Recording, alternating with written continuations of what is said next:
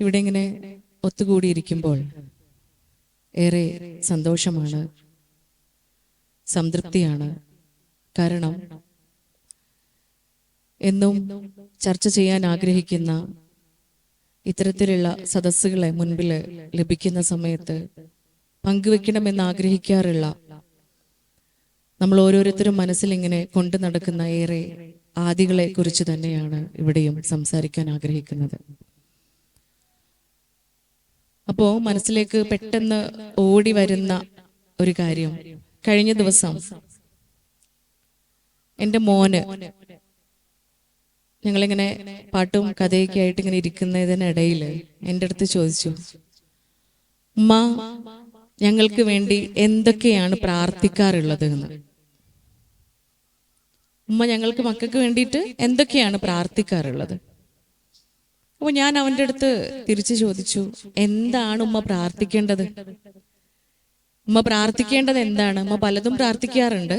നീ ആഗ്രഹിക്കുന്നത് എന്താണ്? എന്ത് പ്രാർത്ഥനയാണ് ഉമ്മയിൽ നിന്ന് നീ ആഗ്രഹിക്കുന്നതെന്ന്.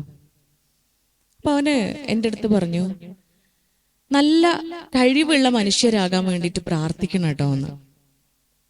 ഞാനിങ്ങനെ മനസ്സിൽ ആലോചിക്കുകയായിരുന്നു, ഒരു ഉമ്മ എന്ന രീതിയിൽ, അല്ലെങ്കിൽ ഒരു മാതാവോ പിതാവോ ആയിരിക്കെ നമ്മുടെയൊക്കെ ഉള്ളിൽ എപ്പോഴും വരുന്ന ഒരു പ്രാർത്ഥനയാണ് നല്ല കഴിവുള്ള മക്കളാവേണമേ എന്ന്, അല്ലേ? ഞാൻ മാത്രം പറഞ്ഞിട്ട് കാര്യമില്ല. എൻ്റെ മുമ്പിൽ നേരത്തെ സ്വാഗത ഭാഷണത്തിൽ പറഞ്ഞതുപോലെ സ്ത്രീ പ്രാതിനിധ്യം തന്നെയാണ്, അല്ലെ? പുണ്യങ്ങളാണ് കൂടുതലുള്ളത്. ഒരുപക്ഷെ വീടിന്റെ വിളക്കുകൾ നമ്മളായതുകൊണ്ടായിരിക്കും, അല്ലെ? താനൂരാർ നിങ്ങൾക്ക് എന്താ സമ്മതിച്ചു തരാനൊരു മടി? നമ്മൾ തന്നെയല്ലേ വിളക്ക്. അതില് ഒരു സംശയവും. കാരണം ആ വിളക്കൊന്ന് കെട്ടുകഴിഞ്ഞാലാണ് നമുക്ക് മനസ്സിലാവുക. നമ്മളൊന്ന് പുറത്തു പോയി കഴിഞ്ഞാൽ മതി, അല്ലെങ്കിൽ നമുക്കൊന്ന് വയ്യാണ്ടായാ മതി, എല്ലാവരും ഇരുട്ടത്ത് തപ്പും, അല്ലേ? ഇരുട്ടത്ത് തപ്പുക തന്നെ ചെയ്യും. അപ്പൊ നമ്മള് കൂടുതൽ കൂടുതൽ പ്രകാശിക്കണം എന്നത് തന്നെയാണ് അതിനർത്ഥം. അതുകൊണ്ട് തന്നെയാണ് ഇവിടെ ഇങ്ങനെ പെണ്ണുങ്ങള് കൂടുതലായി കാണുന്നത്. അപ്പൊ നമ്മുടെ ഉള്ളിലുള്ളൊരു പ്രാർത്ഥനയാണ്. ഒരു വേള കുറച്ച് ആദിയോടെ അല്ലെങ്കിൽ വേവലാതിയോടുകൂടി നമ്മളൊക്കെ പ്രാർത്ഥിക്കുന്ന ഒന്ന് തന്നെയാണ്, നല്ല കഴിവുള്ള മക്കളാകണമേ, മനുഷ്യരാക്കണമേ എന്ന്. പക്ഷെ മോന് ഈ ഒരു ചോദ്യം ചോദിച്ച സമയത്ത് അന്ന് എന്നെ ഒരുപാട് ഇരുത്തി ചിന്തിപ്പിച്ച ഒരു ചോദ്യമായിരുന്നു അത്. സ്വാഭാവികമായും എൻ്റെ ഉള്ളിൽ വന്ന, എന്നോട് തന്നെ ഞാൻ ചോദിച്ച ഒരു മറുചോദ്യമുണ്ട്. ആ ഒരു പ്രാർത്ഥനയില് ഈ ഒരു പുതിയ കാലഘട്ടം അനുസരിച്ച് ഞാൻ ചെറിയൊരു തിരുത്തല് വരുത്തേണ്ടതില്ലേ എന്ന്. എന്താ കാലത്തിന്റെ പ്രത്യേകത? എന്താ? അഫാൻമാരുടെയും ആഷിഖുമാരുടെയും മിഹിറുമാരുടെയും ഷഹബാസുമാരുടെയും ഒക്കെ കാലഘട്ടമാണ്, അല്ലേ? പറഞ്ഞ ആളുകളൊക്കെ പരിചയം ഉണ്ടാവുമല്ലോ, ഇല്ലേ?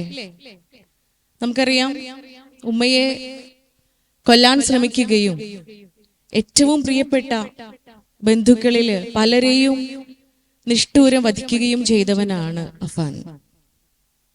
ആഷിഖിനെ നമുക്കറിയാം. ആഷിഖാരാ? ആഷിഖാരേനെ? അമ്മോന്റെ കുട്ടിയോ? അമ്മോന്റെ കുട്ടി ആഷിഖല്ല, നമ്മളെ താമരശ്ശേരിക്കാരനില്ലേ, കോഴിക്കോട്ടുകാരൻ, 23 വയസ്സുകാരൻ ആഷിഖ്. അവന് എന്നെ ജനിപ്പിച്ചതിനാണെന്നാ പറഞ്ഞത്. ഉമ്മാന്റെ കഴുത്തറുത്തത് എന്തിനാ? അവനെ ജനിപ്പിച്ചതിന്, അവന് ജന്മം നൽകിയതിനാണ്. സ്വന്തം കാലിനടിയിൽ സ്വർഗം സംവിധാനിച്ചു വെച്ച 23 വർഷക്കാലം ഭർത്താവിന്റെ സഹായമില്ലാതെ ഒറ്റയ്ക്ക് പൊരുതി പൊന്നുമോനെ പോറ്റി വളർത്തിയ സ്നേഹനിധിയായ ഉമ്മയുടെ കഴുത്തറുത്ത ആഷിഖ്. മിഹിറിനെ നമുക്കറിയാം. കൂട്ടുകാർക്കിടയിൽ ഉണ്ടായിരുന്ന ചെറിയ വഴക്ക്, ചെറിയ ചെറിയ അസ്വാരസ്യങ്ങളും പ്രശ്നങ്ങളും ഒന്നും താങ്ങാനുള്ള മനക്കരുത്ത് ഉണ്ടായിരുന്നില്ല. ആ വേദനകളെ ഓവർകം ചെയ്യാനുള്ള മനോബലം ആ കുട്ടിക്ക് ഉണ്ടായിരുന്നില്ല. അവൻ എന്ത് ചെയ്തു? പഠിക്കുന്ന സ്ഥാപനത്തിന്റെ സ്കൂളിന്റെ 23ാമത്തെ നിലയിൽ നിന്നും ചാടി ആത്മഹത്യ ചെയ്യാണ്. ഷഹബാസിനെ നമുക്കറിയാം. കൂട്ടുകാരുടെ കളിച്ചിരികളാ, അല്ലെ? പകരം വീട്ടിയത് എങ്ങനെയാ? കൊന്നു തീർക്കാമെന്ന് വിചാരിച്ചു. ഇവരൊക്കെ ജീവിച്ചു കൊണ്ടിരിക്കുന്ന ഈ കാലഘട്ടത്തില് ഒരു വേള അമ്മമാരായ നമ്മുടെ പ്രാർത്ഥന, അല്ലെങ്കിൽ അച്ഛന്മാരുടെ പ്രാർത്ഥന നല്ല കഴിവുള്ള മനുഷ്യരാക്കണമേ എന്നതിൽ നിന്നും ചെറിയൊരു മാറ്റം വരുത്തേണ്ടതുണ്ട് എന്ന് തോന്നിയത് ഇങ്ങനെയാണ്. നിങ്ങൾക്ക് വരുന്നുണ്ടോ? ആ സെന്റൻസിൽ എന്തെങ്കിലും മാറ്റം വരുത്തണം എന്ന് തോന്നിയിട്ടുണ്ടോ? നല്ല കഴിവുള്ള മനുഷ്യർ, എന്തെങ്കിലും മാറ്റം വരുത്തണോ? ഒരു വാക്ക് അങ്ങോട്ടും ഇങ്ങോട്ടൊക്കെ ഒന്ന് മാറ്റിയാലേ ഇതിനേക്കാൾ അർത്ഥവത്തായൊരു പ്രാർത്ഥനയായി മാറും. അത് കുറച്ചും കൂടെ ഭംഗിയുള്ള, കുറച്ചും കൂടെ മനോഹരമായ ഒരു പ്രാർത്ഥനയായിട്ട് മാറും. ആർക്കെങ്കിലും കിട്ടുന്നുണ്ടോ? എനിബഡി? ഞാൻ തന്നെ പറയാ അല്ലേ. കഴിവുള്ള നല്ല മനുഷ്യരാക്കണമേ അല്ലെ. കഴിവൊക്കെ ഉണ്ടായിക്കോട്ടെ, കഴിവിനേക്കാൾ അപ്പുറത്തേക്ക് നല്ല മനുഷ്യരാക്കണമേ എന്ന പ്രാർത്ഥനയാണ് ഓരോ ശ്വാസത്തിലും നമുക്ക് ഉണ്ടാവേണ്ടത്. അത്തരത്തിലുള്ള അനുഭവങ്ങളാണ് നമ്മൾ ഓരോ ദിവസവും കേട്ടുകൊണ്ടിരിക്കുന്നത്, കണ്ടുകൊണ്ടിരിക്കുന്നത്. രാത്രി കിടന്നുറങ്ങുമ്പോ ഉള്ളിനുള്ളിൽ പെടപ്പാണ് അല്ലെ. രാവിലെ എഴുന്നേൽക്കുമ്പോ, രാവിലെ കണ്ണു തുറന്ന് പത്രത്താളുകളിലേക്ക് കണ്ണോടിച്ച് നോക്കുമ്പോ, ഒരു പക്ഷേ സോഷ്യൽ മീഡിയാസ് തുറന്നു നോക്കുമ്പോ എന്ത് വാർത്തയാണ് കേൾക്കേണ്ടി വരുന്നത്, കാണേണ്ടി വരുന്നത്. ഒരു പക്ഷേ എന്റെ മക്കൾ, ഞാൻ അറിയുന്നവർ, ഞാനുമായി ബന്ധപ്പെടുന്നവർ, എന്റെ പ്രിയപ്പെട്ടവർ അതിലില്ലാതിരിക്കട്ടെ എന്ന് നമ്മൾ ഓരോരുത്തരും കിടന്നുറങ്ങുമ്പോൾ പ്രാർത്ഥിക്കാറുണ്ട്, ആഗ്രഹിക്കാറുണ്ട്. കൂടെ പ്രാർത്ഥനയോടൊപ്പം നമ്മൾ ഓരോരുത്തരും പ്രയത്നിക്കുക കൂടി ചെയ്യേണ്ടതുണ്ട് എന്നതാണ് ഇതിനർത്ഥം. ഒരുപക്ഷെ അഫാന്റെയും ഷഹബാസിന്റെയും ആഷിഖിന്റെയും മിഹിറിന്റെയും ഒന്നും വീട്ടുകാര്, പ്രിയപ്പെട്ടവര് ഒരു വേള മനസ്സിന്റെ കോണിൽ പോലും ചിന്തിച്ചു കാണില്ല ഇങ്ങനെയൊരു ദുരനുഭവം വന്ന് ഭവിക്കുമെന്ന്. വീണ്ടും വീണ്ടും നമുക്ക് പ്രാർത്ഥിക്കാം, നാളെ നമ്മൾ ആരും ആ വിധിയിലേക്ക് എത്തിച്ചേരുമാറാവാതിരിക്കട്ടെ. പ്രിയപ്പെട്ടവരെ, ഈ അടുത്ത് നിങ്ങളൊക്കെ ഒരുപക്ഷെ കണ്ടിട്ടുണ്ടാവും, ചിലരൊക്കെ കേട്ടിട്ടുണ്ടാവും. അഡോളസൻസ് എന്ന് പറഞ്ഞ ഒരു സീരീസ് ഇറങ്ങിയിട്ടുണ്ടായിരുന്നു. കേട്ട ആരെങ്കിലും ഉണ്ടോ? കാണാൻ സാധ്യതയില്ല എന്ന് വിചാരിച്ചിട്ടാണ് ചോദിക്കുന്നത്. ആരെങ്കിലും കേട്ടിട്ടുണ്ടോ? ഓക്കെ, അതിനെ കുറിച്ച് കേട്ട ഒരാള് കൂട്ടത്തിലുണ്ട്. അഡോളസൻസ് എന്ന് പറഞ്ഞ ഒരു ഇംഗ്ലീഷ് സീരീസ്. അതിന്റെ ആദ്യത്തെ സീന് ഇങ്ങനെയാണ്. 13 വയസ്സായ ഒരു മോന്, 13 വയസ്സ് മാത്രം പ്രായമായ ഒരു കുട്ടി സ്വന്തം ക്ലാസ്സിലുള്ള ഒരു പെൺകുട്ടിയെ നിഷ്ഠൂരം കൊല ചെയ്യുകയാണ്. അതിനുശേഷം അവന്റെ വീട്ടില് പോലീസ് കയറി വന്ന് അവനെയും അവന്റെ അച്ഛനെയും കസ്റ്റഡിയിൽ എടുക്കുകയാണ്. അതിന് കൊണ്ടുപോയി പോലീസ് സ്റ്റേഷനിൽ വെച്ചിട്ട് ചോദ്യം ചെയ്യുമ്പോൾ ഈ കുട്ടി ഒരിക്കലും ഞാൻ ചെയ്തിട്ടില്ല, ഞാൻ കൊന്നിട്ടില്ല എന്ന് മാത്രം ഇങ്ങനെ പറയുന്ന അവസരത്തിൽ പോലീസ് CCTV ഫൂട്ടേജ് കാണിച്ചു കൊടുക്കുകയാണ്. ഇതെന്താണ്? തെളിവ് സഹിതം മോന് കാണിച്ചു കൊടുത്തിട്ട് ചോദിക്കുകയാണ്, ഇതെന്താണ്? പിന്നെ നീ കൊല്ലുന്നതിന്റെ ദൃശ്യങ്ങളാണ് ഈ കാണുന്നത്, പിന്നെ എന്തുകൊണ്ട് നീ ഇങ്ങനെ പറയുന്നു? ഉടനെ ആ കുട്ടി പോലീസ് ഓഫീസറോട് കുറച്ച് സമയം ഒന്ന് മാറി നിൽക്കാൻ പറഞ്ഞിട്ട് തന്റെ അച്ഛനെ വിളിച്ചിട്ട് സംസാരിക്കുകയാണ്. അപ്പൊ അച്ഛൻ ചോദിക്കുന്നുണ്ട്, പൊന്നു മോനെ, എന്തിനാണ് മോനി ക്രൂരത ചെയ്തത്? നീയും അവളും നല്ല ഫ്രണ്ട്സ് അല്ലേ, നിങ്ങൾ നല്ല കൂട്ടുകാരല്ലേ, എന്നിട്ട് കൂടി എന്തിനാണ് നീ ഇത്രയും നിഷ്ഠൂരമായി ആ പെൺകുട്ടിയെ കൊല ചെയ്തത്? മോനെ അച്ഛൻ്റെ അടുത്ത് തിരിച്ചു ചോദിക്കണം, അച്ഛാ എന്റെ ഇൻസ്റ്റഗ്രാം അക്കൗണ്ട് ഒന്ന് അച്ഛൻ നോക്കുവോ? എന്റെ ഇൻസ്റ്റഗ്രാം അക്കൗണ്ട് ജസ്റ്റ് ഒന്ന് അച്ഛൻ നോക്കുവോ എന്ന് പറഞ്ഞു. ഉടനെ തന്നെ അച്ഛന് അവന്റെ ഇൻസ്റ്റഗ്രാം അക്കൗണ്ട് എടുത്തിട്ട് പരിശോധിക്കുകയാണ്. അപ്പൊ അതില് ഒരുപാട് നാളായി അവനിടുന്ന ഓരോ പോസ്റ്റുകളുടെയും താഴെ ഈ പെൺകുട്ടിയുടെ കമന്റ്സ് ഉണ്ട്. കുറെ സ്റ്റിക്കറുകളാണ്, പല രൂപത്തിലുള്ള സ്റ്റിക്കറുകൾ ഉണ്ട്, ചിലതൊക്കെ എഴുതിയിട്ടുണ്ട്. അപ്പൊ ഈ സ്റ്റിക്കറുകളൊക്കെ കണ്ടിട്ട് അച്ഛന് വീണ്ടും മോന്റെ അടുത്ത് ചോദിക്കുകയാണ്, മോനെ ഇതൊക്കെ കണ്ടു കഴിഞ്ഞാല് നിങ്ങൾ അത്രയും ഫ്രണ്ട്സ് ആണെന്ന് കുറച്ചുകൂടെ ഉറപ്പാവല്ലേ ചെയ്യുക? കാരണം നിന്റെ എല്ലാ പോസ്റ്റിനും താഴെ അവന്റെ കമന്റുകൾ ഉണ്ട്, സ്റ്റിക്കറുകളായിട്ട് അവള് കമന്റ് ചെയ്തിട്ടുണ്ട്. ചിലതിലൊക്കെ ക്യാപ്സ്യൂളിന്റെ സ്റ്റിക്കറുകളാണുള്ളത്, ചിലതിലൊക്കെ കിഡ്നി പി, നമ്മളെ വൻപയറില്ലേ അതിന്റെ ഷേപ്പിലുള്ള സ്റ്റിക്കറുകളാണ്, ചില ഇമോജികളൊക്കെ ഉണ്ട്, സ്മൈലിംഗ് ഫേസുകളൊക്കെ ഉണ്ട്. ഇതൊക്കെ കണ്ടു കഴിയുമ്പോൾ നിങ്ങൾ അത്രയും ഫ്രണ്ട്സ് ആണ് എന്നല്ലേ മനസ്സിലാക്കേണ്ടത്? ഇതിൽ എന്താണ് ഉള്ളത്? മോന് പൊട്ടിക്കരഞ്ഞുകൊണ്ട് അച്ഛൻ്റെ അടുത്ത് പറയുന്നുണ്ട്, അച്ഛാ ഷീസ് ബുള്ളിങ് മീ, അവൾ എന്നെ കളിയാക്കിക്കൊണ്ടിരിക്കുകയാണ്, അവൾ എന്നെ ഒറ്റപ്പെടുത്തിക്കൊണ്ടിരിക്കുകയാണ്, അവൾ എന്നെ അപമാനിച്ചു കൊണ്ടിരിക്കുകയാണ് എന്ന് അച്ഛന് മനസ്സിലാകുന്നുണ്ടോ? ഈ അച്ഛൻ ഞെട്ടിത്തരിക്കുകയാണ്. കാരണം ഈ കമന്റ്സ് ഒക്കെ കണ്ടു കഴിഞ്ഞാൽ അത് ബുള്ളിങ് എന്ന് പറഞ്ഞാൽ കളിയാക്കുകയാണെന്ന് എങ്ങനെ അതെന്ന് മനസ്സിലാകും? അത് കളിയാക്കലാണോ? അത് പരിഹസിക്കലാണോ? നിന്നെ നാണം കെടുത്തുകയാണോ എന്ന് അച്ഛൻ ചോദിക്കുമ്പോ ആ കുട്ടി പറയുന്ന ഒരു ഉത്തരമുണ്ട്, അച്ഛാ, എവറിത്തിങ് ഹാസ് മീനിങ്. എല്ലാത്തിനും ഓരോ അർത്ഥങ്ങളുണ്ട് കേട്ടോ, എല്ലാത്തിനും ഓരോ അർത്ഥം ഉണ്ട് കേട്ടോന്ന്. ഇത് കേട്ടുകൊണ്ട് അച്ഛൻ ഇങ്ങനെ അന്താളിച്ചിരിക്കുമ്പോ പ്രിയപ്പെട്ടവരെ, ഇത് ഒരു യാഥാർത്ഥ്യമാണ്. ഇതാണ് ഈ ഒരു അന്തരമുണ്ടല്ലോ, ഇവിടെ അച്ഛനും മകനും തമ്മിലുള്ള വലിയൊരു അന്തരമുണ്ട്. പ്രായം കൊണ്ട് അവർ തമ്മിൽ എത്രയേറെ അന്തരത്തിലാണോ ഉള്ളത്, അതിലേറെ അന്തരമാണ്, അകൽച്ചയാണ് അറിവുകളെ കുറിച്ച്. ഒരു പക്ഷെ പുതിയ കാലഘട്ടത്തിലെ ഡിജിറ്റലി ലിറ്ററേറ്റഡ് ആയിട്ടുള്ള നമ്മുടെ ആൽഫ ജനറേഷനിലും സി ജനറേഷനിലും ഒക്കെയുള്ള നമ്മുടെ മക്കളും പാരന്റ്സ് എന്ന് പറഞ്ഞ് അഹങ്കരിക്കുന്ന നമ്മളും തമ്മിലുള്ള വ്യത്യാസം, ആ അന്തരത്തെ നമ്മൾ എപ്പോ ബ്രേക്ക് ചെയ്യുന്നോ, എപ്പോ ഇല്ലാതെയാക്കുന്നോ, അപ്പോ മാത്രമേ നമ്മുടെ മക്കള് നമ്മുടെ കൈകളിൽ ഒതുങ്ങുള്ളൂ. ഇത്തരം ചതിക്കുഴികളിൽ വീണു പോവാതെ, ഇത്തരം പൊട്ടത്തരങ്ങൾ അവരെ സംബന്ധിച്ച് നമ്മൾ നോക്കുമ്പോൾ പൊട്ടത്തരങ്ങൾ എന്നാണ് അതിനെ വിശേഷിപ്പിക്കാൻ പറ്റുള്ളൂ. കാരണം അവരത്രേ ഉള്ളൂ, അവരുടെ തലച്ചോറ് പൂർണ്ണ വളർച്ച എത്തിയിട്ടില്ല. 19-നും 25-നും ഇടയിൽ മാത്രം പൂർണ്ണ വളർച്ച എത്തുന്ന ഫ്രണ്ടൽ ലോബുമായിട്ട് ജീവിക്കുന്ന മനുഷ്യരാണ് നമ്മൾ. മനുഷ്യനാരും ജന്മത്തോടു കൂടിയിട്ട് മനുഷ്യനായി തീരുന്നില്ല. പക്ഷെ മൃഗങ്ങൾ ജനിക്കുമ്പോഴേ മൃഗങ്ങളായി ജനിക്കുന്നവരാ. മനുഷ്യനായി തീരുന്നത് ജന്മം കൊണ്ട് മാത്രമല്ല, കർമ്മം കൊണ്ടുകൂടിയാണ്. ആ ജീവിതത്തിലൂടെ മനുഷ്യനായി മാറുന്നവൻ. അതിനുദാഹരണമാണ് കുറച്ച് വർഷങ്ങൾക്ക് മുൻപേ നിങ്ങളൊക്കെ വായിച്ചു കാണും, നോർത്ത് ഇന്ത്യയിൽ അല്ലെ, നോർത്ത് ഇന്ത്യയിൽ ഒരു സൂയില് കുറച്ച് കുരങ്ങന്മാര് വളർത്തിയ ഒരു പെൺകുട്ടിയെ കിട്ടുകയാണ് അല്ലെ. നിങ്ങളൊക്കെ വായിച്ചിട്ടുണ്ടാവും, കുരങ്ങന്മാര് വളർത്തിയ 8 വയസ്സായ ഒരു പെൺകുട്ടി. ആ പെൺകുട്ടിയെ അധികൃതർക്ക് ലഭിക്കുന്ന സമയത്ത് രൂപം മാത്രമാണ് മനുഷ്യന്റേത്, മനുഷ്യരൂപം മാത്രമുള്ള ഒരു കുരങ്ങൻ. ബാക്കി എല്ലാം ഈ കുരങ്ങന്റേത് പോലെയാ. കുരങ്ങ് ഭക്ഷിക്കുന്ന പോലെ ഭക്ഷിക്കുന്നു, കുരങ്ങിന്റെ ചേഷ്ടകളും പ്രവൃത്തികളും ഒക്കെ ആയിട്ട് ജീവിക്കുന്ന ഒരു മനുഷ്യൻ. കാരണം എന്താ? കുരങ്ങാണ് ആ മനുഷ്യ കുട്ടിയെ വളർത്തിയത്.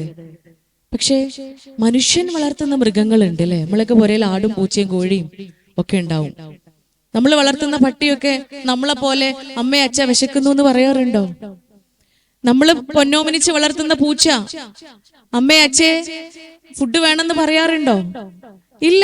നമ്മുടെ വീട്ടിലെ കോഴിക്കുഞ്ഞ്, നമ്മുടെ വീട്ടിലെ താറാവ്, ആട്, പശു ഇവയൊന്നും മനുഷ്യനെ പോലെ പ്രവർത്തിക്കാറില്ല, മനുഷ്യനെ പോലെ സംസാരിക്കാറില്ല, മനുഷ്യനെ പോലെ ആയിത്തീരാറില്ല. അതാണ് സൃഷ്ടിപ്പ്. അങ്ങനെ സൃഷ്ടിക്കപ്പെട്ടവരാണ് നമ്മൾ ഓരോരുത്തരും. ഒരു മനുഷ്യൻ ഭൂമിയിൽ ജനിച്ചു വീഴുന്നത് 10% മുതൽ 12% മാത്രം തലച്ചോറ് വളർന്നിട്ടാ. പക്ഷെ മൃഗങ്ങള് 90% തലച്ചോറിന്റെ വളർച്ചയുമായി ജനിക്കുന്നവരാണ്.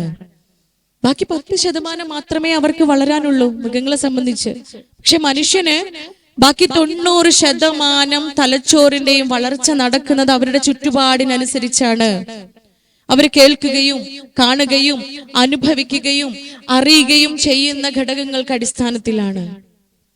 അതുകൊണ്ട് തന്നെ ഏറ്റവും മനോഹരമായി അനുഭവിക്കുകയും ഏറ്റവും നല്ലത് കേൾക്കുകയും കാണുകയും ചെയ്യുന്ന മക്കളായി തീരണമേ എന്ന് നമ്മൾ പ്രാർത്ഥിക്കുകയും പ്രയത്നിക്കുകയും ചെയ്യേണ്ടതുണ്ട്. പ്രിയപ്പെട്ടവരെ, ഈ ജനിച്ചു വീഴുന്ന കുഞ്ഞിനെ പഠിപ്പിക്കുന്നത് നമ്മളാണ്.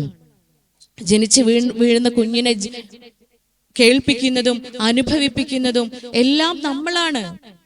അതുകൊണ്ട് MN കാരശ്ശേരി സാർ എഴുതിയതുപോലെ ഒരു കുട്ടി ക്ലാസ് റൂമിൽ നിന്നും പുറത്താക്കപ്പെടുന്നുണ്ട് എങ്കിൽ അത് ആ അധ്യാപകന്റെ അല്ലെങ്കിൽ ആ അധ്യാപികയുടെ പരാജയമാണ് എന്ന്.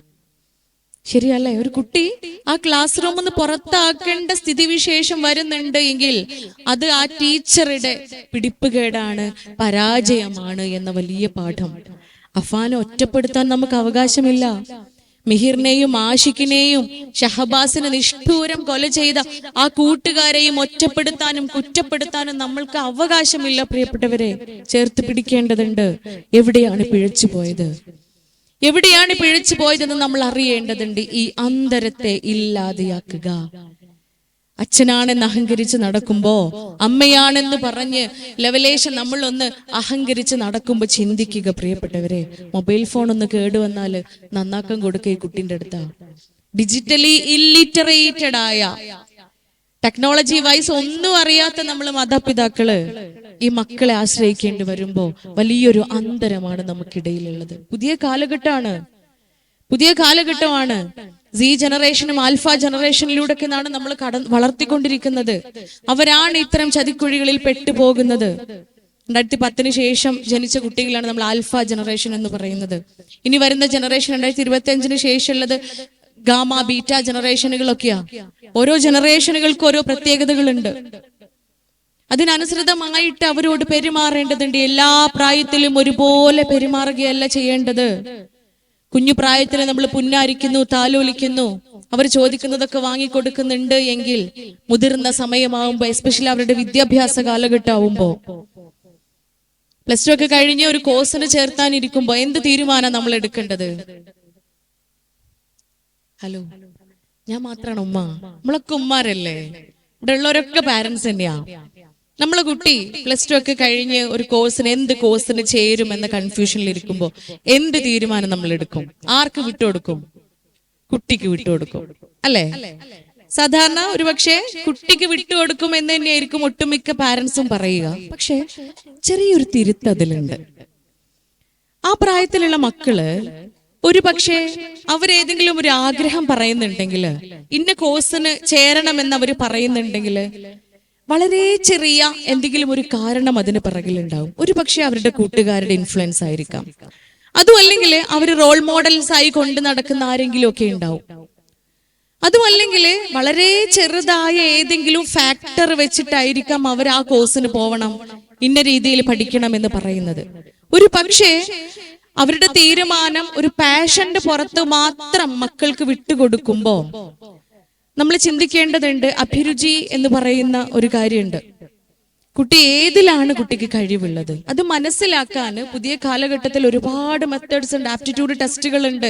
കുറച്ച് പൈസ ചെലവാക്കി കഴിഞ്ഞാൽ മുക്കിലും മൂലയിലൊക്കെ കൗൺസിലിംഗ് സെന്റേഴ്സും ആപ്റ്റിറ്റ്യൂഡ് ടെസ്റ്റ് ചെയ്യുന്ന സെന്റേഴ്സും ഒക്കെയാ. അവിടെ പോയിട്ട് ക്വാളിഫൈഡ് ആയിട്ടുള്ള ഒരാളെടുത്ത് ചെന്നിട്ട് കുട്ടിയുടെ ആപ്റ്റിറ്റ്യൂഡ് എന്താന്ന് നമ്മൾ ടെസ്റ്റ് ചെയ്യണം. കുട്ടിയുടെ കഴിവ് എന്തിലാണ്, അഭിരുചി ഏത് മേഖലയിലാണ് എന്ന്. പൂർണ്ണമായും കുഞ്ഞിന് വിട്ടുകൊടുക്കുകയോ പൂർണ്ണമായും അച്ഛനമ്മമാരുടെ നിർബന്ധം കുട്ടിയിൽ അടിച്ചേൽപ്പിക്കുകയോ ചെയ്യരുത്. ഏതുപോലെ ഒരിക്കലും കൗൺസിലിങ്ങിന് ഒരു ഉമ്മയും ഉപ്പയും വന്നത് ഇപ്പോഴും ഓർക്കുകയാണ്. ഉമ്മക്ക് കുട്ടീനെ ഡോക്ടറാക്കണം, ഉപ്പാക്ക് കോളേജിൽ പ്രൊഫസറും ആക്കണം. കാരണം ഉമ്മ ഡോക്ടറും ആയിട്ടില്ല, ഉപ്പ പ്രൊഫസറും ആയിട്ടില്ല. ഇവിടെ രണ്ടുപേരുടെയും ചെറുപ്പത്തിൽ ആഗ്രഹമായിരുന്നു ഇതൊക്കെ ആയിത്തീരണമെന്ന്. അപ്പൊ ഇത് ഒഴികെ ഒരു കാര്യത്തിൽ ഇവർ ഭയങ്കര തർക്ക ക്ലിനിക്കിൽ വെച്ചിട്ട്. ഉമ്മ ഡോക്ടർ ആവണം, ഡോക്ടറുടെ മഹിമകളൊക്കെ ഇങ്ങനെ പറയുമ്പോൾ ഉപ്പ പ്രൊഫസേഴ്സിന്റെ സുഖവും ജോലി പിന്നെ ലാളിത്യങ്ങളൊക്കെ ഇങ്ങനെ പറഞ്ഞു തുടങ്ങുമ്പോ ഈ രണ്ട് കാര്യത്തിൽ അവർ വൈരുദ്ധ്യമായി സംസാരിക്കുക. ഒരൊറ്റ കാര്യത്തിൽ മാത്രമേ അവര് മാച്ചായി സംസാരിക്കുന്നുള്ളൂ. എന്ത് വന്നാലും അവളുടെ ആഗ്രഹം ജേർണലിസ്റ്റ് ആവണം എന്നാ, അത് അവളാക്കൂല എന്ന്. എന്ത് വന്നാലും അവളെ ജേർണലിസ്റ്റ് ആക്കൂല എന്ന് ഈ ഉമ്മാക്കും ഉപ്പാക്കും നിർബന്ധ ശാഠ്യം പിടിക്കുകയാണ്. അതുപോലെ ആയിക്കൂടാ. കാരണം രണ്ടുപേരുടെയും ആഗ്രഹങ്ങളിൽ ഏതാണ് കുഞ്ഞിന്റെ ആപ്റ്റിറ്റ്യൂഡ് എന്ന് മനസ്സിലാക്കി തീരുമാനത്തിലേക്ക് എത്തേണ്ടതുണ്ട്. ഇനി വിവാഹപ്രായമായി കഴിയുമ്പോ അവിടെ അമ്മയ്ക്കോ അച്ഛനോ നിർബന്ധപൂർണ്ണം തീരുമാനം എടുക്കാനുള്ള അവകാശമില്ല. തീർച്ചയായിട്ടും മക്കളുടെ സമ്മതം, മക്കളുടെ ഇഷ്ടം അവിടെ നോക്കേണ്ടതുണ്ട്. എത്ര കേസുകളാണ് പ്രിയപ്പെട്ടവരെ ക്ലിനിക്കിൽ വർഷങ്ങൾക്ക് ശേഷം 15-16 വർഷങ്ങളുടെ ദാമ്പത്യത്തിനൊടുവിലാ കൗൺസിലിങ്ങിന് വരിക. അവിടെ ആദ്യം പറഞ്ഞു വെക്കുക എന്താണെന്നറിയോ? ഡോക്ടറെ അന്നേ എനിക്ക് ഇഷ്ടമുണ്ടായിരുന്നില്ല എന്ന്. കുട്ടി 9ാം ക്ലാസ്സിൽ എത്തിയിട്ടുണ്ട്. എന്നത്തെ കാര്യം പറയണേ? അന്നേ 15 വർഷങ്ങൾക്ക് മുൻപേ, ദ ലോങ് 15 years ബാക്ക് എനിക്ക് ഇഷ്ടമുണ്ടായിരുന്നില്ല. മരിച്ചുപോയ ഉമ്മാനെ ഉപ്പാനെയൊക്കെ കുറ്റം പറയും. അവരുടെ നിർബന്ധത്തിന് വഴങ്ങി കല്യാണം കഴിച്ചതാണ്. അപ്പൊ ആ ഒരു പഴിചാരല് നമുക്ക് കേൾക്കേണ്ടി വരരുത് പ്രിയപ്പെട്ടവരെ. മക്കളുടെ ഇഷ്ടം അത് നോക്കുക. പൂർണ്ണമായും മക്കളുടെ ഇഷ്ടം എന്ന് പറയുമ്പോ ഒരു പക്ഷേ അവിടെ അരുതായ്മകൾ വരുമ്പോ ഗുണദോഷിക്കാനും ഉപദേശിക്കാനും ഒക്കെ ഉള്ള അവകാശമുണ്ട്. ഈ പറഞ്ഞു വന്നതൊക്കെ ഓരോ പ്രായത്തിലും മക്കളെ കൈകാര്യം ചെയ്യാൻ ഓരോ രീതികളുണ്ട്. ആ രീതിയിൽ കൈകാര്യം ചെയ്യണമെങ്കിൽ മക്കളുടെ മുൻപിലോടുന്ന മാതാപിതാക്കളാവണം. മക്കളുടെ മുൻപിൽ ഓടുമ്പോഴാണ് നാം തെളിച്ചു കൊടുക്കുന്ന, നാം കാണിച്ചു കൊടുക്കുന്ന നന്മ നിറഞ്ഞ വഴിയിലൂടെ അവർക്ക് സഞ്ചരിക്കാനാവൂ. മക്കളുടെ പിറകിലോടുന്ന മാതാപിതാക്കളാ നമ്മളൊക്കെ ഇപ്പോ. ആണോ? വിശ്വസിക്കാൻ മടിയുണ്ടോ? ആരൊക്കെ അംഗീകരിക്കുന്നുണ്ട്? നിങ്ങളും കൂടെ ഇന്ററാക്ട് ചെയ്താലാട്ടോ രസം. ഇത് ഞാൻ മാത്രം ഈ നേരം ഇങ്ങനെ സംസാരിക്കുമ്പോ ചൂടും ഉണ്ട്, അല്ലെ സുഖമൊന്നുമില്ല. ഇല്ലേ? നമ്മളെ മുമ്പിലാണോ ബാക്കിലാണോ? മുമ്പിലെന്ന് പറയുന്ന എത്ര പേരുണ്ട്? ഒരാള് മുമ്പിലാണ് എന്ന് പറയുന്നുണ്ട്. എനിക്ക് തോന്നുന്നു നിങ്ങൾ എംടെക് ഒക്കെ കഴിഞ്ഞ ആളുകളൊക്കെ ആവുമ്പോഴേ ടെക്നോളജി വൈസ് അത്രയും കഴിവുണ്ടാവുമല്ലോ. അത് വളരെ കോൺഫിഡൻസിൽ അവർ പറഞ്ഞിട്ടുണ്ട് കേട്ടോ. മുൻപിൽ തന്നെ ആവണം നമ്മള് മുൻപിലാവണം. എന്റെ കുറച്ച് അനുഭവങ്ങള് ഈ സീരീസ് മുഴുവനാക്കിയിട്ട് നമ്മളങ്ങ് അനുഭവങ്ങളിലേക്ക് പോവാം. ഇവിടെ അച്ഛനാണെന്ന് ഒരു വേള അഹങ്കരിക്കുകയും ആ രൂപത്തിൽ മക്കളെ ഇങ്ങനെ മോൾഡ് ചെയ്യൊക്കെ ചെയ്യുമ്പോ ഈ അച്ഛനോട് ഈ മകൻ പറയാണ്, ഷീസ് ബുള്ളിയിങ് മീ. അച്ഛാ, അവൾ എന്നെ കളിയാക്കിക്കൊണ്ടിരിക്കുകയാണ്. അപ്പോഴാണ് ഇതിനെക്കുറിച്ച് ആധികാരികമായി നമ്മൾ ചർച്ച ചെയ്യേണ്ടതിന്റെ പ്രാധാന്യം വരുന്നത്. എന്താണ് ഈ സ്റ്റിക്കറുകളിലുള്ളത്? ഈ സ്റ്റിക്കറുകളൊക്കെ കളിയാക്കലാണോ? എവറിത്തിങ് ഹാസ് മീനിങ് എന്നാണ് ആ കുട്ടി പറയുന്നത്. എല്ലാത്തിനും അർത്ഥമുണ്ട് പോലും. ഈ ക്യാപ്സ്യൂളിന്റെ സ്റ്റിക്കറിന് എന്താ അർത്ഥമുള്ളത്? നമ്മളാണെങ്കിൽ ഒരു ക്യാപ്സ്യൂളിന്റെ സ്റ്റിക്കർ കണ്ട എന്താ മനസ്സിലാക്കുക? വട്ടായതാണ്, മരുന്ന് കുടിക്കാൻ പറയായിരിക്കുന്നത്, അല്ലെ? ഭ്രാന്തിനുള്ള മരുന്ന് കുടിക്കാൻ പറയണതായിരിക്കും. കിഡ്നി പീയുടെ വൻപയറിന്റെ ഷേപ്പിലുള്ള സ്റ്റിക്കർ കാണുമ്പോ സാധാരണ രീതിയിലുള്ള നമ്മളോ ഞാനോ നിങ്ങളോ ഒക്കെ എന്താ മനസ്സിലാക്കുക? സാധാരണ സ്റ്റിക്കർ അല്ലേ, പോയി കഞ്ഞിയും പയറും കുടിച്ചോ എന്ന് പറയണതായിരിക്കും. പക്ഷെ പ്രിയരെ, നമ്മൾ മനസ്സിലാക്കണം, മാനോസ്ഫിയർ എന്ന് പറയുന്ന ഒരു ഓൺലൈൻ ഗ്രൂപ്പ് ഉണ്ട്. മാനോസ്ഫിയറിനെ കുറിച്ച് ആരെങ്കിലും കേട്ടിട്ടുണ്ടോ? പുതിയതാണ് അല്ലെ? ചിലരൊക്കെ ബാക്കിൽ കേട്ടവരൊക്കെ ഉണ്ട്. മാനോസ്ഫിയർ എന്ന് പറയുന്ന ഒരു ഓൺലൈൻ കൂട്ടായ്മ. ഇത് ഒരു പറ്റം ആണുങ്ങളാണ് ഇതിന്റെ വക്താക്കള്. ഈ ഒരു തിയറി പറയുന്നത്, മാനോസ്ഫിയർ എന്ന ആ ഒരു കൂട്ടായ്മയുടെ മൊഡ്യൂൾ എന്താണ്, മോട്ടോ എന്താണെന്ന് ചോദിച്ചു കഴിഞ്ഞാല്, ആണുങ്ങൾക്ക് ഈ ഭൂമിയിൽ ജീവിക്കാൻ ഒരു പെണ്ണിന്റെ ആവശ്യമില്ല, ഒരു പെണ്ണിന്റെ സഹായം ആവശ്യമില്ല, ഒരു പെണ്ണിന്റെ ഔദാര്യം ആവശ്യമില്ല, ഒരു പെണ്ണിന്റെ സഹകരണം ആവശ്യമില്ല. ഞങ്ങൾക്ക് ഒറ്റയ്ക്ക് ജീവിക്കാൻ പറ്റും. ഈ ഒരു തിയറി വന്ന് പെണ്ണിനോട് ഒരു തരം വെറുപ്പ് ഉളവാക്കുന്ന, പെണ്ണുങ്ങളെ എങ്ങനെ ഭൂമിയിൽ നിന്ന് ഉന്മൂലനം ചെയ്യാം എന്ന രീതിയിലുള്ള ഒരു ചിന്തയിലേക്ക് വരുന്ന ഒരു തരം മെയിൽ ഡൊമിനിസം, ടോക്സിക് മെയിൽ ഡൊമിനിറ്റി കാണിക്കുന്ന ചിന്താഗതിയുള്ള ഒരു പറ്റം ഓൺലൈൻ കൂട്ടായ്മയാണ് മാനോസ്ഫിയർ. ഈ മാനോസ്ഫിയറിന്റെ ഉള്ളിൽ തന്നെ ചെറിയൊരു വേറൊരു കൂട്ടായ്മ ഉണ്ട്, ഇൻസെൽ എന്ന് പറയുന്ന. ഈ ഇൻസെൽ എന്ന് പറയുന്ന ഗ്രൂപ്പിലുള്ള ആളുകള്, അവർക്ക് ചിലപ്പോഴൊക്കെ വിവാഹം കഴിക്കണം, സ്ത്രീകളുമായിട്ട് സഹകരിച്ചിട്ടൊക്കെ കുടുംബമൊക്കെ ആയിട്ട് ജീവിക്കണം എന്ന ആഗ്രഹമൊക്കെ ഉണ്ടാവും, സ്ത്രീകളെ അട്രാക്ട് ചെയ്യണം എന്നുള്ള ആഗ്രഹമൊക്കെ ഉണ്ടാവും. പക്ഷേ അവർക്കതിന് കഴിയൂല, അവർക്കതിനുള്ള ക്യാപ്പബിലിറ്റി ഇല്ല. ആണത്വത്തെ ചോദ്യം ചെയ്യുന്ന രൂപത്തിലുള്ള ചില ആളുകള് ആ കൂട്ടായ്മയിലുള്ള, ആ കാറ്റഗറിയിലുള്ള ആളുകളെയാണ് നമ്മൾ ഇൻസെൽ എന്ന് പറയുന്നത്. ഈ ഇൻസെൽ കാറ്റഗറിയിലുള്ള ആളുകളുടെ സൈനാണ്, അല്ലെങ്കിൽ അവരെ ഡിനോട്ട് ചെയ്യുന്ന സിംബൽസ് ആണ്, അവരെ അഭിസംബോധന ചെയ്യുന്ന ചിഹ്നങ്ങളാണ് ഈ ക്യാപ്സ്യൂളും ഈ കിഡ്നി പീയും ഒക്കെ. നമ്മൾ 15 കിലോമീറ്റർ ബാക്കിലല്ലേ? ഇല്ലേ? എനിക്ക് മനസ്സിലായ ഒരു കാര്യമാണ്, 15 വയസ്സായ ഒരു മോൻ എനിക്കുണ്ടെങ്കിൽ ഞാൻ അവനേക്കാളും 15 കിലോമീറ്റർ ബാക്കിലാ. എന്റെ വണ്ടി കുറച്ച് ആക്സിലേറ്റർ കൊടുത്ത് വിടണം ഞാന്, എങ്കിലേ അവന്റെ കൂടെ ഞാൻ എത്തുകയുള്ളൂ. പ്രിയപ്പെട്ടവരെ, ഇത്ര വർഷങ്ങള്, ഇത്രയേറെ കാലം ഈ പെൺകുട്ടി ഈ ആൺകുട്ടിയുടെ ഓരോ കമന്റുകളിൽ, ഓരോ പോസ്റ്റുകളുടെയും താഴെ കമന്റ് ചെയ്തുകൊണ്ടിരുന്നത് അവനെ കളിയാക്കുകയാണ്. നീ ഒരു ഇൻസലാണ്, നിന്നെ ഒരു പെൺകുട്ടിക്കും വേണ്ട, നീ ഒരിക്കലും അതിലുള്ള ശേഷിയുള്ള ആളല്ല, നീ ഒരു ആണല്ല, പുരുഷനല്ല എന്ന് പറഞ്ഞ് ആ കുട്ടിയുടെ നിലനിൽപ്പിനെ, അസ്തിത്വത്തെ കളിയാക്കിക്കൊണ്ടിരിക്കുകയാണ്, അവനെ ഒറ്റപ്പെടുത്തിക്കൊണ്ടിരിക്കുകയാണ്. ഒരു പക്ഷേ നമ്മള് ആ ഒരു ബുദ്ധി, ആ ഒരു അറിവ് നമുക്ക് ഉണ്ടായിരുന്നുവെങ്കിൽ ആ കുട്ടിയെ ചേർത്ത് പിടിക്കാൻ, സാരമില്ല എന്ന് പറഞ്ഞു മനസ്സിലാക്കി കൊടുക്കാൻ സാധിക്കുമായിരുന്നു എന്ന വലിയൊരു പാഠമാണ് ഈ ഒരു സീരീസിലൂടെ നമ്മള് മാതാപിതാക്കൾക്ക് ആ പടം പറഞ്ഞു തരുന്നത്. ഇതൊരു പക്ഷേ ഒരു സീരീസ്, ഒരു വെസ്റ്റേൺ സീരീസ് ആയി കണക്കാക്കാമെങ്കിൽ നമ്മുടെ നാട്ടിൽ സംഭവിച്ചുകൊണ്ടിരിക്കുന്നതോ? കഴിഞ്ഞ ദിവസം എൻ്റെ ഒരു ക്ലിനിക്കില് ഉമ്മാന്റെ അക്കൗണ്ടിൽ നിന്നും 6 ലക്ഷം മിസ്സായിട്ടാണ് ആ കുട്ടിയെ കൊണ്ടുവരുന്നത്. അവന് ഗെയിം കളിച്ചതാ, ക്രിപ്റ്റോ ഗെയിം, ഒരു ഓൺലൈൻ ക്രിപ്റ്റോ ഒക്കെ മാറ്റിയിട്ടുള്ള ഒരു ഓൺലൈൻ ഗെയിം കളിച്ചതാണ് അവന്. ആ ഗെയിമിലൂടെ 6 ലക്ഷമാണ് അവന് നഷ്ടപ്പെട്ടത്. പല സമയങ്ങളിലായിട്ട് അക്കൗണ്ടിൽ നിന്നും അവൻ എടുത്ത് മാറ്റി ട്രാൻസ്ഫർ ചെയ്ത് 6 ലക്ഷം. പൈസ എവിടെയാന്നുള്ളത് അവനൊരു ഐഡിയ ഇല്ല, അവൻ എന്ത് ചെയ്യണമെന്നറിയില്ല. വലിയ മാഫിയകളാണ് ഇതിന്റെയൊക്കെ പിറകിലുള്ളത്. അതിന് മുൻപേ 6ാം ക്ലാസ് പഠിക്കുന്ന ഒരു മോന, എന്റെ ക്ലാസ് കേൾക്കുന്നവരാണെങ്കിൽ ഒരുപക്ഷെ കേട്ട് കാണും, ഞാൻ മുൻപേ പറഞ്ഞതാണത്. 6ാം ക്ലാസ് പഠിക്കുന്ന ഒരു മോന് ലേണിംഗ് ഡിസബിലിറ്റിക്ക് അവനെ കൊണ്ടുവന്നത്. അവനായിട്ട് നല്ല ഫ്രണ്ട്ലി ആയതിനു ശേഷം അവൻ എന്റെ അടുത്ത് പറഞ്ഞു, ഡോക്ടറെ ഞാനൊരു സാധനം കാണിച്ചു തരട്ടെ. പോക്കറ്റിൽ നിന്ന് ഒരു കുഞ്ഞൊരു പാക്കറ്റ് എടുത്തിട്ട്, ഒരു വെള്ള കളർ പൊതി എടുത്തിട്ട് എന്റെ കയ്യിൽ വെച്ച് തന്നു. എന്നിട്ട് അവൻ എന്റെ അടുത്ത് ചോദിച്ചു, ഡോക്ടർ ഇത് എന്താണെന്നറിയോ? അറിയില്ല എന്ന് പറഞ്ഞപ്പോ അവന് കളിയാക്കിയിട്ട് പുച്ഛഭാവത്തിൽ എന്നോട് ചോദിക്കുക, ഡോക്ടറെ ഇതെന്താ നിങ്ങൾക്ക് അറിയില്ലേ? ഇതാണ് കൂള്, അത് ചുണ്ടിന്റെ താഴെ വെച്ച് നോക്കി, നിങ്ങൾക്ക് സ്വർഗം കാണാൻ പറ്റുമെന്ന്. തമ്പുരാനെ, ഞാൻ ഞെട്ടിപ്പോയി. കാരണം ഈ പറഞ്ഞ സ്വർഗത്തിന് വേണ്ടിയിട്ടല്ല നമ്മൾ കഷ്ടപ്പെടുന്നത്. ഞാനൊരു മുസ്ലിം മതവിശ്വാസിയാണ്. അതുകൊണ്ട് തന്നെ സുബൈക്ക് എണീറ്റ് ഏറ്റവും നേരത്തെ ഏർലി മോർണിംഗിൽ എണീറ്റ് പ്രാർത്ഥന തുടങ്ങും. എന്തിനാ ആ നേരത്ത് മൂടി പൊതച്ച് AC ഇട്ട് കിടന്നുറങ്ങാൻ ആഗ്രഹിക്കുന്ന നമ്മൾ ഫാനൊക്കെ ഓഫ് ചെയ്ത് AC ഒക്കെ ഓഫ് ചെയ്ത് പുതപ്പൊക്കെ മാറ്റി എഴുന്നേൽക്കുന്നത് എന്തിനാ? ഈ പറഞ്ഞ സ്വർഗം കിട്ടാൻ വേണ്ടിയിട്ടാ അല്ലെ? ഓരോ നേരവും പള്ളിയിൽ നിന്ന് ബാങ്ക് വിളി കേൾക്കുമ്പോ ഉളു എടുത്ത് നമസ്കാര പായയിലേക്ക് ഇറങ്ങിത്തിരിക്കുന്നത്, ഈ പറഞ്ഞ നന്മകളൊക്കെ ചെയ്യുന്നത്, പ്രായമായ മാതാപിതാക്കളെ പരിചരിക്കുന്നത്, നിങ്ങൾ ഓർത്തു നോക്കൂ.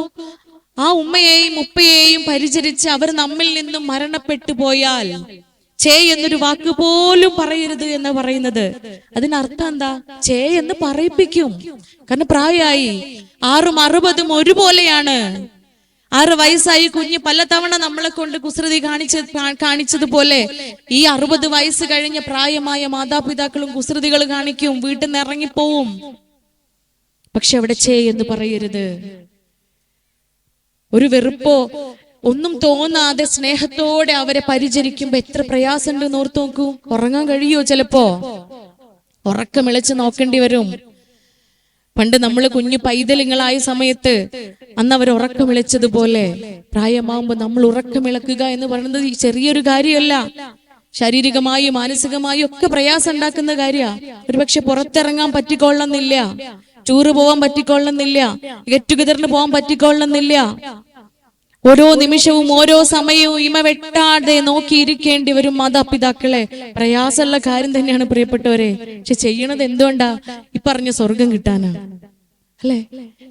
അവരനുഭവിച്ച ത്യാഗങ്ങളോളം എത്തില്ല നമ്മൾ അവർക്ക് കൊടുക്കുന്ന പരിചരണം. അത്രയേറെ ത്യാഗം സഹിച്ചിട്ടുണ്ട് ഒരു ഉമ്മ, കുടുംബിനിയായ ഒരു മാതാവ്. എത്ര പ്രയാസങ്ങൾ അനുഭവിക്കുന്നുണ്ട്. കിടന്നുറങ്ങുമ്പോ പോലും നമ്മളെ ചിന്ത എന്താ പ്രിയപ്പെട്ടവരെ? ഉറങ്ങാൻ പോകുമ്പോ നമ്മൾ എന്താ ആലോചിക്കല്ലേ? ഉറങ്ങുകയാണല്ലേ. Sleep is a miniature form of death എന്നാണ് പറയുന്നത്. ഉറക്കെന്ന് പറയുന്നത് മരണത്തിന്റെ ഒരു കുഞ്ഞു രൂപമാണ്. ആ ഉറക്കത്തിലേക്ക് നമ്മൾ പോവാ. രാവിലെ ഞാൻ എഴുന്നേൽക്കുമോ എന്നൊരു ഉറപ്പും എനിക്കില്ല. ഒരു പക്ഷേ സ്ഥായിയായി ഞാൻ അങ്ങ് ഉറങ്ങിപ്പോയേക്കാം, മരണപ്പെട്ടു പോയേക്കാം. അത്ര പോലും ഉറപ്പില്ലാത്ത ഉറക്കത്തിലേക്ക് പോലും നമ്മൾ പോകുമ്പോ പ്രാർത്ഥിക്കുന്ന അവസരത്തില്, നാമം ജപിക്കുന്ന അവസരത്തില് നമ്മുടെ ഉള്ളിൽ വരുന്ന ചിന്ത എന്താ? നാളെന്താ ചായക്കടി ഉണ്ടാക്കുക അല്ലേ? അത് ഏത് ഡോക്ടറായിട്ടും കാര്യമില്ല, ടീച്ചറായിട്ടും കാര്യമില്ല, ഇനി കളക്ടറായിട്ടും കാര്യമില്ല. ഓൾഡ് ഉള്ളിലുള്ള ചിന്ത എന്താ? തമ്പുരാനെ സുബ്ഹാനല്ലാഹ്, നാളെന്താ ചായക്കടി ഉണ്ടാക്കുക, അൽഹംദുലില്ലാ നാളെന്താ കറി ഉണ്ടാക്കുക. അത് സ്വാഭാവികമാണ്. അമ്മയാണോ? ആ അമ്മയുടെ ഉള്ളിലുള്ള ഒരു കോർഡിനേറ്റർ ആണ് അവിടെ പ്രവർത്തിക്കുന്നത്. എല്ലാവർക്കും ഇഷ്ടല്ലേ? അവിടെ ഉമ്മണ്ട്, വാപ്പുണ്ട്, മക്കളുണ്ട്, ഭർത്താവുണ്ട്, വീട്ടിലുള്ള അംഗങ്ങൾ ഓരോരുത്തർക്കും ഇഷ്ടമുള്ള ഒരൊറ്റ നാസ്തയിലേക്ക് എത്തിച്ചേരേണ്ടതുണ്ട്. ഹോട്ടലിൽ പോയ ഈ മനുഷ്യന്മാരൊക്കെ പലതും ആയിരിക്കും ഓർഡർ ചെയ്യുക അല്ലെ? പാപ്പാക്ക് പൊറോട്ട ആണെങ്കിൽ ഉമ്മാക്ക് ഇടിയപ്പായിരിക്കും, വല്യമ്മക്ക് നൂലപ്പായിരിക്കും, കുട്ടികൾക്ക് പുട്ടായിരിക്കും. അപ്പൊ അത്രയും വെറൈറ്റീസ് ഓഫ് ഫുഡ് ഇഷ്ടപ്പെടുന്ന സംഖ്യക്ക് ജനങ്ങളുള്ള നമ്മുടെ വീട്ടില് ആ മനുഷ്യന്മാരുടെ എല്ലാവരുടെയും ഇഷ്ടത്തെ ഒരു ഐക്യത്തോടു കൂടിയിട്ട് ഒന്നിലേക്ക് എത്തിക്കുക എന്ന് പറയുന്നത് ആ ഉമ്മയുടെ, ആ കുടുംബിനിയുടെ, ആ സ്ത്രീയുടെ കഴിവാണ്, അവളുടെ കോർഡിനേഷൻ ആണ്. ആ ചിന്തയാണ് രാത്രി കിടന്നുറങ്ങുമ്പോൾ പോലും ഒരുപക്ഷെ അവൾ മരിച്ചേക്കാം എന്ന ചിന്ത അവളുടെ ഉള്ളിൽ ഉണ്ടെങ്കിൽ പോലും അവൾക്കുള്ളിലേക്ക് ഇറങ്ങി വരുന്നത്. അതാണ് ഉമ്മ, അതാണ് സ്ത്രീ, അതാണ് മാതാവ്. ചോദിക്കുമ്പോ ചോദിക്കുന്നത് എന്തും എത്തിച്ചു കൊടുക്കാൻ, ആഗ്രഹങ്ങളെല്ലാം സഫലീകരിച്ചു കൊടുക്കുവാൻ ഇഷ്ടം പോലെ പണവുമായി രാവിലെ മുതൽ വൈകുന്നേരം വരെ കഠിനാധ്വാനം ചെയ്തു വരുന്ന വാപ്പമാർ, കുടുംബനാഥന്മാർ, നിങ്ങൾ ഓർത്തു നോക്കൂ. അത്രയേറെ പ്രാധാന്യമുണ്ട് ആ സ്ഥാനത്തിന്. അവിടെയൊക്കെ നമ്മൾ അവർക്ക് വേണ്ടി ആ ത്യാഗത്തെ മനസ്സിലാക്കി നമ്മൾ അനുഭവിക്കുന്ന പ്രയാസങ്ങളെ ഒരു പ്രയാസമായി കാണാതെ പരിചരിക്കുന്നത് അത്തരത്തിലുള്ള മക്കളെയാണ് നമ്മൾ വാർത്തെടുക്കേണ്ടത്. അതൊക്കെ എന്തിനു വേണ്ടിയിട്ടാ? ഈ പറഞ്ഞ സ്വർഗം കിട്ടാനാ. ആ സ്വർഗമാണ് 6ാം ക്ലാസ് പഠിക്കുന്ന മോന് പറഞ്ഞത്, ഇത് ചുണ്ടിന്റെ താഴെ വെച്ചാൽ ആ സ്വർഗം കിട്ടുന്ന്. എവിടെ പഴിച്ചു പോയത്? മക്കളെ മനസ്സിലാക്കിയ സ്വർഗം മാറിപ്പോയി പ്രിയപ്പെട്ടവരെ. മക്കള് മനസ്സിലാക്കിയ സ്വർഗം മാറിപ്പോയി. കൂള് ചുണ്ടിന് താഴെ വെച്ചാൽ ലഭിക്കുന്ന നൈമിഷികമായ സ്വർഗമാണ് അവരുടെ സ്വർഗം. അതിനപ്പുറത്തേക്കൊരു സ്വർഗമുണ്ട്. എറ്റേണലായ ഭൂമിയിലെ ജീവിത മരണാനന്തരമായി ലഭിക്കുന്ന സ്വർഗത്തെ കുറിച്ച് അവർക്കറിയില്ല. പക്ഷെ കൂള് വെച്ചാൽ കിട്ടുന്ന സ്വർഗം നൈമിഷികമാണ്. ഡോപ്പമൈൻ ക്രഷ് എന്ന് പറയുന്ന ഒരു എഫക്റ്റ് ആണ് അവിടെ ഉണ്ടാവുന്നത്. മക്കൾ വിളിച്ച് പറഞ്ഞു കൊടുക്കണം എന്ത് സംഭവിക്കുന്നു. സിന്തറ്റിക്കോ നോൺ സിന്തറ്റിക്കോ ആയിട്ടുള്ള MDMA-യോ LSD-യോ പോലെയുള്ള എനി പ്രോഡക്ട്സ്, ലഹരി ഉണ്ടാക്കുന്ന ഏത് വസ്തുക്കളും ആയിക്കോട്ടെ, എന്ത് എഫക്റ്റ് ആണ് ശരീരത്തിൽ ഉണ്ടാക്കുന്നത്. ഇവരുടെ വൈബില് സംസാരിക്കുകയാണെങ്കിൽ, അവരുടെ ഭാഷയിൽ സംസാരിക്കുകയാണെങ്കിൽ സ്വർഗം കാണും, വൈബാകും, അല്ലെ, പമ്പരം കറങ്ങും. ഇങ്ങനെയൊക്കെയുള്ളതൊക്കെ ക്ലിനിക്കിൽ നിന്ന് കിട്ടുന്ന ഓരോ വേർഡ്സ് ആട്ടോ പ്രിയപ്പെട്ടവരെ. ഇങ്ങനെ കൊണ്ടുവരുന്ന മക്കളെ പലതരത്തിലുള്ള കമ്മ്യൂണിക്കേറ്റ് ചെയ്യും നമ്മൾ, പല രൂപത്തിൽ നമ്മളോട് കമ്മ്യൂണിക്കേറ്റ് ചെയ്യും. അവരുടെ വേർഡ്സ്, അവരുടെ സ്റ്റിക്കറുകൾ, ഇതൊക്കെ നമ്മൾ പഠിക്കേണ്ടതുണ്ട്, നമ്മൾ അപ്ഡേറ്റഡ് ആവേണ്ടതുണ്ട്. പലപ്പോഴും ഞാനും നിങ്ങളൊക്കെ പൊട്ടക്കിണറിലെ തവളകളാ, അല്ലാന്ന് പറയാൻ പറ്റുമോ? നമ്മുടെ വേൾഡ് വിശാലമാണ്. പൊട്ടക്കിണറേ എന്തോരം മീനുകളാ, എന്തോരം ചെടികളാ, എത്ര മനോഹരമാണ് എന്റെ ലോകം എന്ന് പറയുമ്പോൾ ഓർക്കുക, അതിനപ്പുറം വിശാലമായ മറ്റൊരു ലോകമുണ്ട്. അതുകൊണ്ട് ചാടി പുറത്തേക്ക് വരണം, മക്കളുടെ ലോകത്തെ കുറിച്ച് മനസ്സിലാക്കണം. എന്താണ് മില്ലേനിയം ജനറേഷൻ, എന്താണ് ജനറേഷൻ Z, എന്താണ് ആൽഫ ജനറേഷൻ, എന്താണ് അവരുടെ പ്രത്യേകതകൾ. 2010 ശേഷമുള്ള കുട്ടികൾ ഹൈലി പ്രൊഡക്റ്റീവ് ആയിട്ടുള്ള മക്കളാ. നിങ്ങൾക്കറിയോ, നമ്മളെക്കാളും 300 cubic centimetres of brain capacity അവർക്ക് കൂടുതലാ. നമ്മളെ കുട്ടിയൊക്കെ നമ്മളെക്കാളും തലച്ചോറിന്റെ കപ്പാസിറ്റി കൂടുതലായിട്ട് അവർ ജനിക്കുന്നേ. ആ പ്രൊഡക്ടിവിറ്റി അതിന്റെ അതേ അർത്ഥത്തിലും ആഴത്തിലും പൂർണ്ണമായും അങ്ങ് പുറത്തേക്ക് എടുത്താൽ അതിന്റെ ഔട്ട്പുട്ട് ഉണ്ടല്ലോ, പിടിച്ചാ കിട്ടാത്തതാ. ലോകത്തെ തന്നെ മാറ്റിമറിക്കാൻ അവർക്ക് സാധിക്കും. അത്രയും ലിറ്ററേറ്റഡ് ആണ് ഡിജിറ്റലി അവർ, ടെക്നോളജി വൈസ് അത്രയും അറിവുള്ളവരാണ് അവര്. കാരണം അവർ ജീവിക്കുന്ന ഡിജിറ്റൽ എറയിലേക്ക് ജനിച്ചു വീണവരാണ് അവര്. അപ്പൊ അവരുടെ കൂടെ നമ്മൾ ഓടണം. പക്ഷെ കണ്ടുവരുന്നത് എന്താ? നമ്മള് നിഷ്പ്രയാസം പറ്റിക്കപ്പെടുക, നിഷ്പ്രയാസം നമ്മൾ പറ്റിക്കപ്പെടുക. ഒരു ഉമ്മ വന്ന് പറഞ്ഞത്, മോളെ ആ കൗൺസിലിങ്ങിന് കൊണ്ടുവന്നേ. അങ്ങനെ കൗൺസിലിംഗ് ഒക്കെ കഴിഞ്ഞ് പോകുന്ന സമയത്ത് വളരെ സന്തോഷത്തിലാ ഉമ്മ പറയാണ്, ഡോക്ടർ എന്റെ ടെൻഷനൊക്കെ ഇപ്പൊ പോയി, എന്റെ മോനാണ് ഇനി ഉള്ളത്, മോന്റെ കാര്യത്തിൽ എനിക്ക് യാതൊരു ബേജാറും ഇല്ല കേട്ടോ, മോന്റെ കാര്യത്തിൽ എനിക്ക് ഒരു ടെൻഷനും ഇല്ല, കാരണം നല്ല കുട്ടിയാ. എന്നിരുന്നാലും നമ്മളെ കുട്ടികളല്ലേ, കാലം അങ്ങനെയല്ലേ. വൈകുന്നേരം ആവുമ്പോ ഓൻ വീട്ടിലേക്ക് കയറി വരുമ്പോ ഞാൻ ഓനെ കെട്ടിപ്പിടിച്ച് ഉമ്മ കൊടുക്കുന്ന്, ഞാൻ ഓനെ കെട്ടിപ്പിടിച്ച് ഉമ്മ കൊടുക്കും. അതെന്തിനാ നിങ്ങൾക്ക് അറിയോന്ന് എന്നോട് ചോദിക്കാം. നമ്മൾ എന്തിനാ കുട്ടികളെ കെട്ടിപ്പിടിച്ച് ഉമ്മ കൊടുക്കണേ? നമ്മളെ കുട്ടികളാണ് അല്ലേ. അവരെത്ര മുതിർന്നാലും, അവര് വാപ്പ വല്യാപ്പമാരായാലും നമ്മൾ ജീവിച്ചിരിക്കുന്നുണ്ടോ? നമ്മുടെ മക്കളാ. നൊന്ത് പ്രസവിച്ച് 21 എല്ലുകൾ പൊട്ടുന്ന വേദന സഹിച്ച് അത്ര കാലം ഗർഭം ചുമന്ന് നടന്ന് പ്രസവിച്ച് വളർത്തി പോറ്റിയ ഉമ്മമാരാണ്, മാതാപിതാക്കളാണ്. അവരെന്നും നമ്മുടെ മക്കളാ. കെട്ടിപ്പിടിച്ച് ഉമ്മ കൊടുക്കും. കെട്ടിപ്പിടിക്കലും പുന്നാരിക്കലും ഉമ്മ കൊടുക്കലും 2 വയസ്സായ നിർത്താനുള്ളതല്ല, അത് തുടർന്നുകൊണ്ടേയിരിക്കണം. അത് നിർത്തുന്നതാണ് ഇതിന്റെ മറ്റൊരു കാരണം പ്രിയപ്പെട്ടവരെ. അതെന്നോ നിർത്തിയിട്ടുണ്ട് ഇല്ലേ? ഒരു സെഷനില് കൗമാരക്കാരായ കുട്ടികളുടെ സെഷനിൽ ചോദിച്ചത്, എത്ര കാലമായി ഉമ്മ കിട്ടിയിട്ട്? ഓർമ്മയില്ലല്ലോ ഡോക്ടറെ എന്ന് കുട്ടികൾ പറയാം. ഓർമ്മയില്ലാന്ന്. നമ്മൾ ആൺകുഞ്ഞുങ്ങളും പെൺകുഞ്ഞുങ്ങളും മാതാപിതാക്കളുടെ അരികിൽ നിന്നും അവർക്ക് മുത്തം ലഭിച്ചത് ഓർമ്മയില്ല എന്ന് പറയുമ്പോ നമ്മൾ എവിടെ ഇരിക്കുന്നു നമ്മൾ ചിന്തിക്കേണ്ടതുണ്ട്. നമ്മളെ സ്നേഹം എപ്രകാരമാണ് നമ്മൾ അവർക്ക് പ്രകടമാക്കുന്നത്? എവിടെയാണ് അത് ലഭിക്കുന്നത്? കമലാ സുരയ്യ പറഞ്ഞതുപോലെ മാധവിക്കുട്ടി പറയാണ്, പ്രകടിപ്പിക്കാത്ത സ്നേഹവും പിശുക്കന്റെ ധനവും ഒരുപോലെയാണെന്ന്. പ്രിയപ്പെട്ടവർ, ഇത് കൊടുത്താലേ കിട്ടുള്ളൂ. ഇത് ഉള്ളിൽ ഒതുക്കിയിട്ട് കാര്യമില്ല. പണ്ടാരോ പറഞ്ഞതുപോലെ ഞങ്ങളെ സ്നേഹമൊക്കെ ഉള്ളിൽ, ഞങ്ങൾക്ക് ഉള്ളിൽ നല്ല സ്നേഹം ഉണ്ടെന്ന്. അത് തന്നെയാണ് മിസ്റ്റേക്ക്. ഉള്ളിൽ വെക്കാനുള്ളതല്ല ഇത്. ഇത് തുറന്ന് പുറത്തേക്ക് കൊടുക്കണം.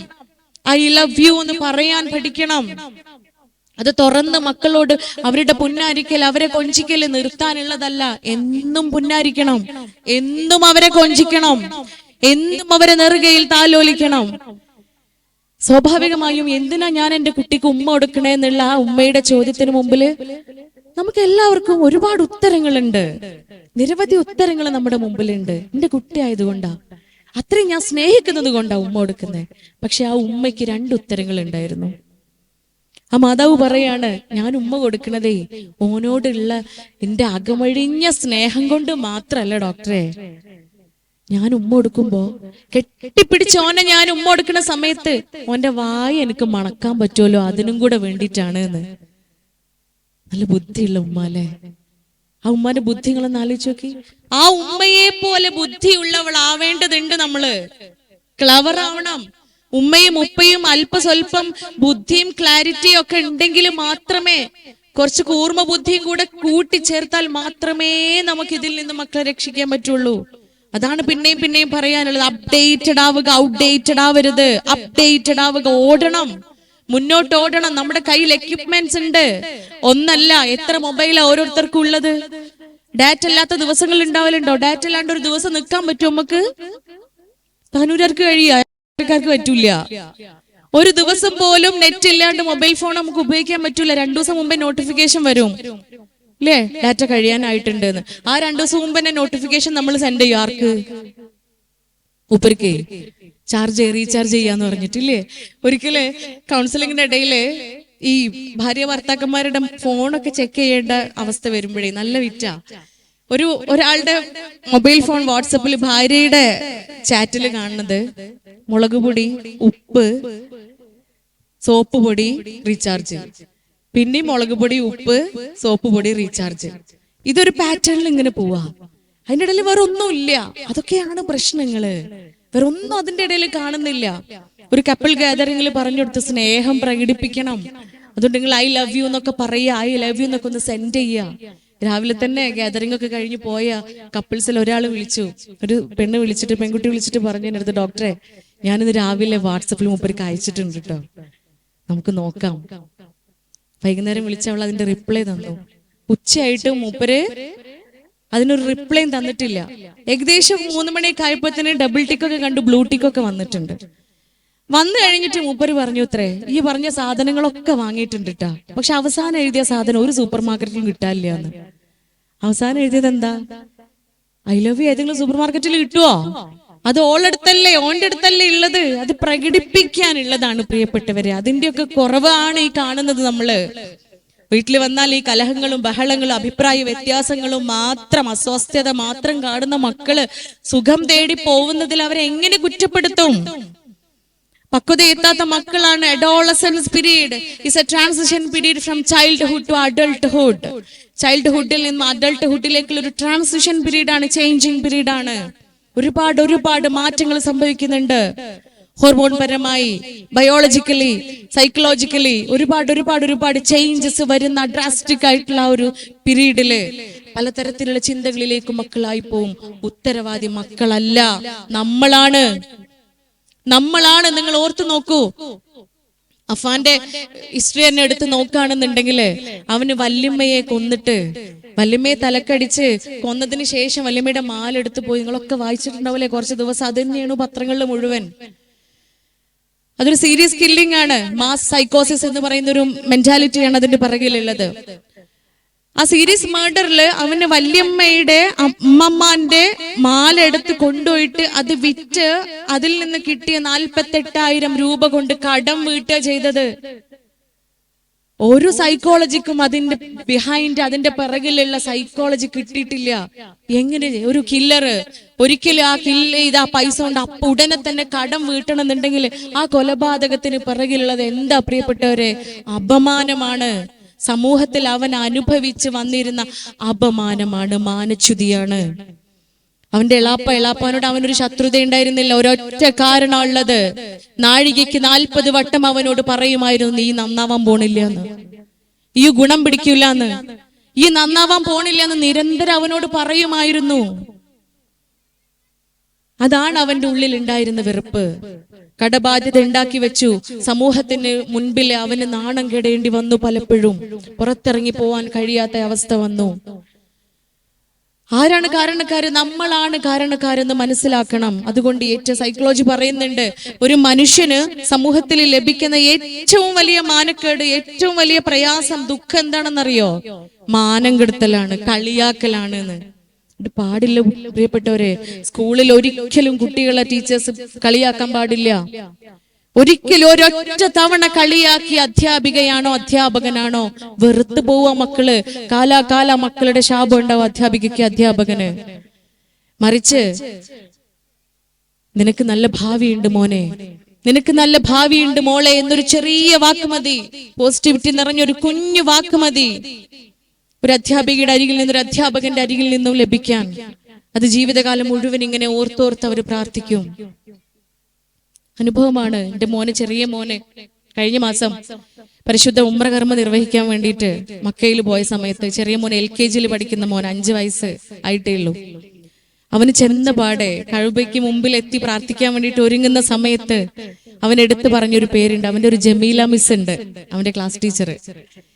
അല്ലാ, ജമീല മിസ്സിനെ കാക്കണേന്ന് കുഞ്ഞി കൈയൊക്കെ മുകളിലേക്ക് പൊക്കിയിട്ട് അവൻ പ്രാർത്ഥിക്കാണ്, അല്ലാഹുവേ ജമീല മിസ്സിനെ കാക്കണേന്ന്. ശരിക്കും കണ്ണു നിറഞ്ഞുപോയി. കാരണം അത്രയും അവന്റെ ഉമ്മയോളം അവൻ സ്നേഹിക്കുന്നുണ്ട് അധ്യാപികയെ. അങ്ങനെയാവുമ്പോ ആത്മദാസ് എമി പറയുന്നത് പോലെ ഒരു അധ്യാപകൻ തന്റെ മുൻപിലിരിക്കുന്ന കുഞ്ഞിനെ എപ്പോഴാണോ സ്വന്തം കുഞ്ഞായി കാണുന്നത്, അതുവരെ ഏറ്റവും നല്ലൊരു അധ്യാപകൻ ഉണ്ടാവുന്നില്ല എന്ന് പറയുന്നത്. സ്വന്തം കുഞ്ഞ്, ഞാൻ ജന്മം നൽകിയ കുഞ്ഞായി കൊണ്ട് കാണുമ്പോൾ ഏറ്റവും മികച്ച അധ്യാപകൻ ഉണ്ടാവുകയാണ്. വീട്ടില് പലപ്പോഴും മാതാപിതാക്കൾക്ക് സംഭവിക്കുന്ന ഒരു അബദ്ധമാണ് കമ്പാരിസൺ. ആ കമ്പാരിസൺ വരുന്നത്, ഉമ്മ കമ്പയർ ചെയ്യുന്നു അല്ലാട്ടോ എന്നും പറയും വാലില്, അല്ലെ? ഉമ്മ കമ്പയർ ചെയ്യുന്നു അല്ലട്ടാ, വാപ്പ കമ്പയർ ചെയ്യുന്നു അല്ലട്ടാ എന്നും പറഞ്ഞിട്ട് നമ്മള് പറയാ. ഓന്റെ മാർക്ക് എത്രയാ, അല്ലെങ്കിൽ ഓളെ മാർക്ക് എത്രയാ, ഓനെ കണ്ടില്ലേജ്, ഓളെ കണ്ടില്ലേജ്. അതിന്റെ അപ്പുറത്തേക്ക് അപമാനം ലഭിക്കുന്ന ഒന്നില്ല പ്രിയപ്പെട്ടവരെ. അവന്റെ അസ്തിത്വത്തെ, അവന്റെ നിലനിൽപ്പിനെയാണ് ചോദ്യം ചെയ്യുന്നത്. അരുത്. എവിടെയും സമൂഹത്തിന് മുൻപിൽ മറ്റൊരാളെ ഒരിക്കലും നമ്മൾ കളിയാക്കരുത്. ന്യൂനതകൾ ഉള്ള മനുഷ്യനാണെങ്കിൽ പോലും ഒരു മനുഷ്യൻ മറ്റൊരു മനുഷ്യനെ കളിയാക്കരുത്. അതാണ് ഏറ്റവും വലിയ ഇമോഷണൽ ബ്ലാക്ക് മെയിലിംഗ് എന്നാണ് പറയുന്നത്. അയാളുടെ മനസ്സിനെ തകർക്കുന്നതിന് തുല്യമാണ്. അതാണ് ഈ മേർഡേഴ്സിന്റെ ഒക്കെ പിറകിലുള്ളത്. അതുപോലെ ഓരോ കാര്യങ്ങളും നമ്മൾ ശ്രദ്ധിക്കേണ്ടതുണ്ട്. അതുകൊണ്ട് അപ്ഡേറ്റഡ് ആവുക.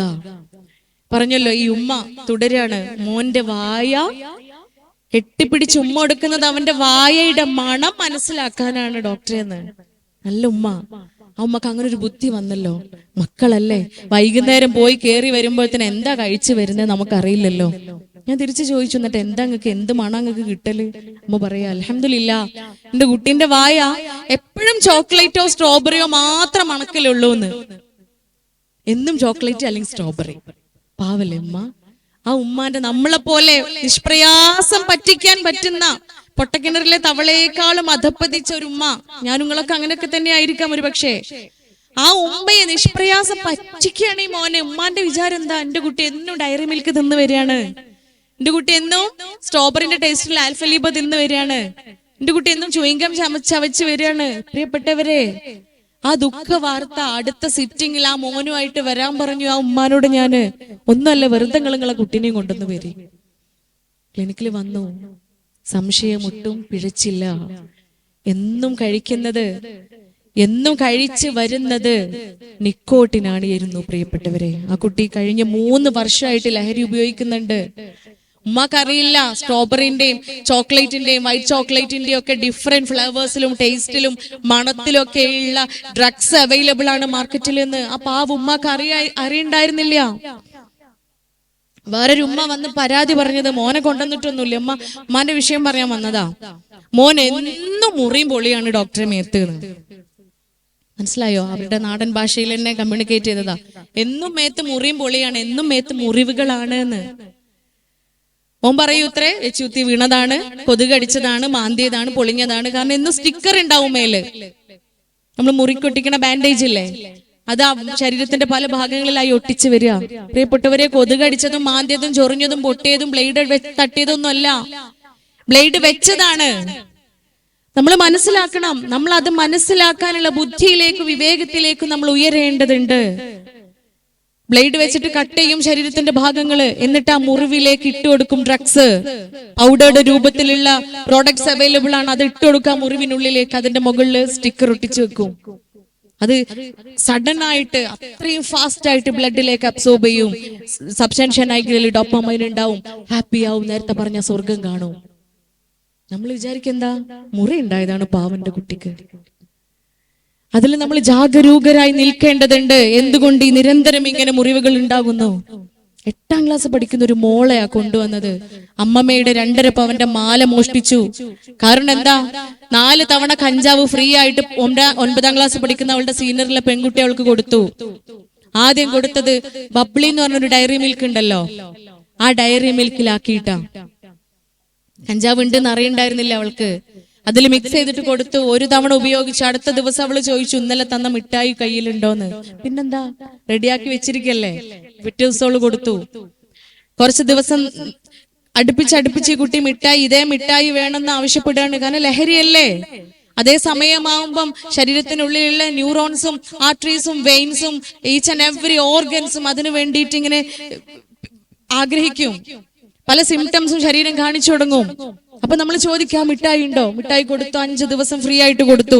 6ാം ദിവസം മിഠായി വേണമെന്ന് പറഞ്ഞപ്പോ കുട്ടി പറഞ്ഞു, ഇനി വെറുതെ തരാൻ പറ്റൂല, എന്തെങ്കിലുമൊക്കെ കൊണ്ടുപോവാ. ആ സ്കൂളിൽ 1200 മക്കളുള്ള ആ സ്കൂളില് 300 കുട്ടികളും കഞ്ചാവ് ഉപയോഗിക്കുന്ന കുട്ടികളാ. നിങ്ങൾ ആലോചിക്കണം, 5ാം ക്ലാസ് മുതൽ തുടങ്ങാണ്. ഒരുപക്ഷെ ഉമ്മയും ഉപ്പയും മാതാപിതാക്കൾ ഇതൊന്നും അറിയുന്നേ ഉണ്ടാവില്ല, ഇത് മനസ്സിലാക്കുന്നേ ഉണ്ടാവില്ല.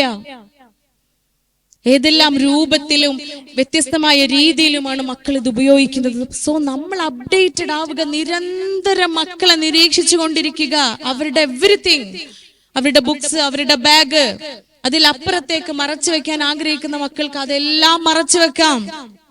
കാരണം മണവും ചൂരും സിംറ്റംസ് ഒന്നും ഇപ്പൊ ഇല്ല ഇപ്പോഴത്തെ ഡ്രഗ്സിന്. നമ്മൾ വിചാരിക്കും കുട്ടി വരുമ്പോ ആടുന്നുണ്ടോ, കുട്ടി വരുമ്പോ കണ്ണ് ചുമക്കുന്നുണ്ടോ, അല്ലെ, പഴയ എന്നോ കേട്ട കുറെ ലക്ഷണങ്ങൾ നമ്മൾ ഉള്ളിൽ ഉണ്ടല്ലോ. അതൊന്നും ഇല്ല പ്രിയപ്പെട്ടവരെ. ഇപ്പോ ആട്ടവും കൂത്തൊന്നും ഇപ്പൊ ഇല്ല ഇപ്പോഴത്തെ ഡ്രഗ്സിന്. ഹൈലി ന്യൂറോ ടോക്സിക് ആയിട്ടുള്ള പ്രൊഡക്ട്സിനൊന്നും ആട്ടമൊന്നും ഉണ്ടാവില്ല. ബാലൻസിനൊന്നും വലിയ ഭംഗൊന്നും തുടക്കത്തിലേ സംഭവിക്കൂല. അടിച്ചങ്ങ് പോവുക ചെയ്യുക, ഒറ്റയടിക്കങ്ങ് അടിച്ചു പോവുക ചെയ്യുക. ന്യൂറോ ടോക്സിൻസ് ആണ്. ഡയറക്റ്റ് ന്യൂറോൺസിനെ, തലച്ചോറിലെ നാഡികളെയാണ് എഫക്ട് ചെയ്യുന്നത്. കണ്ണ് ചുമക്കൊന്നുമില്ല, അത്തരം ലക്ഷണങ്ങളൊന്നും ചിലപ്പം കണ്ടെന്ന് വരില്ല. പക്ഷെ മക്കളുമായി അത്രയേറെ ബന്ധമുള്ള മാതാപിതാക്കളാവുക, അവരുടെ ചെരുപ്പിലേക്ക് ഇറങ്ങി ചെല്ലുക. കലഹവും ബഹളവും വക്കാണൊക്കെ നിർത്താനുള്ള സമയമായി പ്രിയപ്പെട്ടവരെ. പുയ്യാപ്പിളിയും പുതിയനും തമ്മിൽ വക്കാണം കൂടേണ്ട കാലൊക്കെ കഴിഞ്ഞു. ഇപ്പോഴും കച്ചറിയും പിച്ചറിയായിട്ട് നടന്ന കുട്ടികൾ വഴി തെറ്റിപ്പോണം. ഓലോളെ പാട്ടിന് പോവും ഇല്ലേ. അസ്വാരസ്യങ്ങൾ എന്തൊക്കെ ഒഴിവാക്കാനുള്ള സമയം കഴിഞ്ഞു. കാരണം നമ്മൾ ഇത് അനുഭവിക്കുന്ന ആളുകളാ. ഓരോ ദിവസവും ക്ലിനിക്കിൽ കൗൺസിലിങ്ങിന് കൊണ്ടുവരുന്ന മക്കള്, അവരെ കൊണ്ട് എഴുതിപ്പിക്കും. പറയാൻ കഴിയാത്ത ചില മക്കളെ കൊണ്ട് എഴുതിപ്പിക്കും, എന്തുകൊണ്ട് ഇങ്ങനെയൊക്കെ ആയിപ്പോയി. പഴയ അനുഭവങ്ങളൊക്കെ എഴുതാൻ പറയുമ്പോ ഉമ്മയൊപ്പം കെട്ടിപ്പിടിച്ച് ഉമ്മ വെച്ചതൊന്നും അവരുടെ ഓർമ്മയിൽ ഉണ്ടാവില്ല. ഉമ്മയൊപ്പം തല്ലുകൂടിയതുണ്ടാവും, ഉമ്മയുണ്ടാവും. 23 വയസ്സായ ഒരു മോള്, അവള് കല്യാണമൊക്കെ കഴിഞ്ഞൊരു കുട്ടിയായിട്ടുണ്ട്. അവൾ ഇന്നും പറയും പരാതിയില്, അവളുടെ പരിഭവത്തിൽ ഇന്നും അവൾ പങ്കുവെച്ചു, അന്ന് ഉമ്മയുപ്പയും വർഷങ്ങൾക്ക് മുൻപേ ഉമ്മയും ഉപ്പയും കലഹം വെച്ചത്, അവര് തമ്മിൽ വഴക്ക് കൂടിയത്. അസ്വാരസ്യമാണ്, സമാധാനമില്ലായ്മയാണ്. ഈ സമാധാനമില്ലായ്മയിൽ നിന്നും സമാധാനം തേടി ഇറങ്ങും. നമുക്കൊക്കെ ആഗ്രഹം എന്താ? സമാധാനം കിട്ടിയെങ്കിൽ എന്നാണ്, അല്ലേ? മനുഷ്യനെ ഈ ഭൂമിയിൽ ജീവിക്കണമെന്നുണ്ടെങ്കിൽ സമാധാനം എസെൻഷ്യലാ. ആ സമാധാനം എവിടെ നിന്നാണോ കിട്ടണത് അവിടേക്ക് നമ്മൾ ആയിപ്പോവും. ഇതൊക്കെ തന്നെയാണ് ഇപ്പോഴത്തെ ജനറേഷന്റെ സമാധാനം എന്ന് പറയുന്നത്. സോഷ്യൽ മീഡിയ ഇൻഫ്ലുവൻസ് അത്രയേറെയാണ്. ഡിജിറ്റൽ യുഗത്തിലെ സോഷ്യൽ മീഡിയകളുടെ ഇൻഫ്ലുവൻസ്, വ്യൂസിന്റെ എണ്ണം കൂടിയാല്, കമന്റ്സിന്റെയും ലൈക്കിന്റെയും എണ്ണം കൂടുമ്പോൾ സന്തോഷിക്കുന്ന ഒരു കാലഘട്ടത്തിലേക്ക് എത്തിച്ചേർന്നു. അതല്ല ജീവിതം. വ്യൂസിന്റെ എണ്ണം കൂടുമ്പോഴും കമന്റ്സിന്റെയും ലൈക്കിന്റെ എണ്ണം കൂടുമ്പോഴും സന്തോഷിക്കുന്നതിൽ നിന്നും സ്കൂള് വിട്ട് വീട്ടിൽ കയറി വരുമ്പോ എന്റെ പ്രിയപ്പെട്ട ഉമ്മ വീട്ടിലുണ്ടെങ്കിൽ സേ അൽഹംദുലില്ലാ, നന്ദി പറയണം, ദൈവത്തിനോട് ഗ്രാറ്റിറ്റ്യൂഡ് അറിയിക്കണം, ദൈവത്തിനോട് നന്ദി പറയാൻ പഠിപ്പിക്കണം മക്കളെ.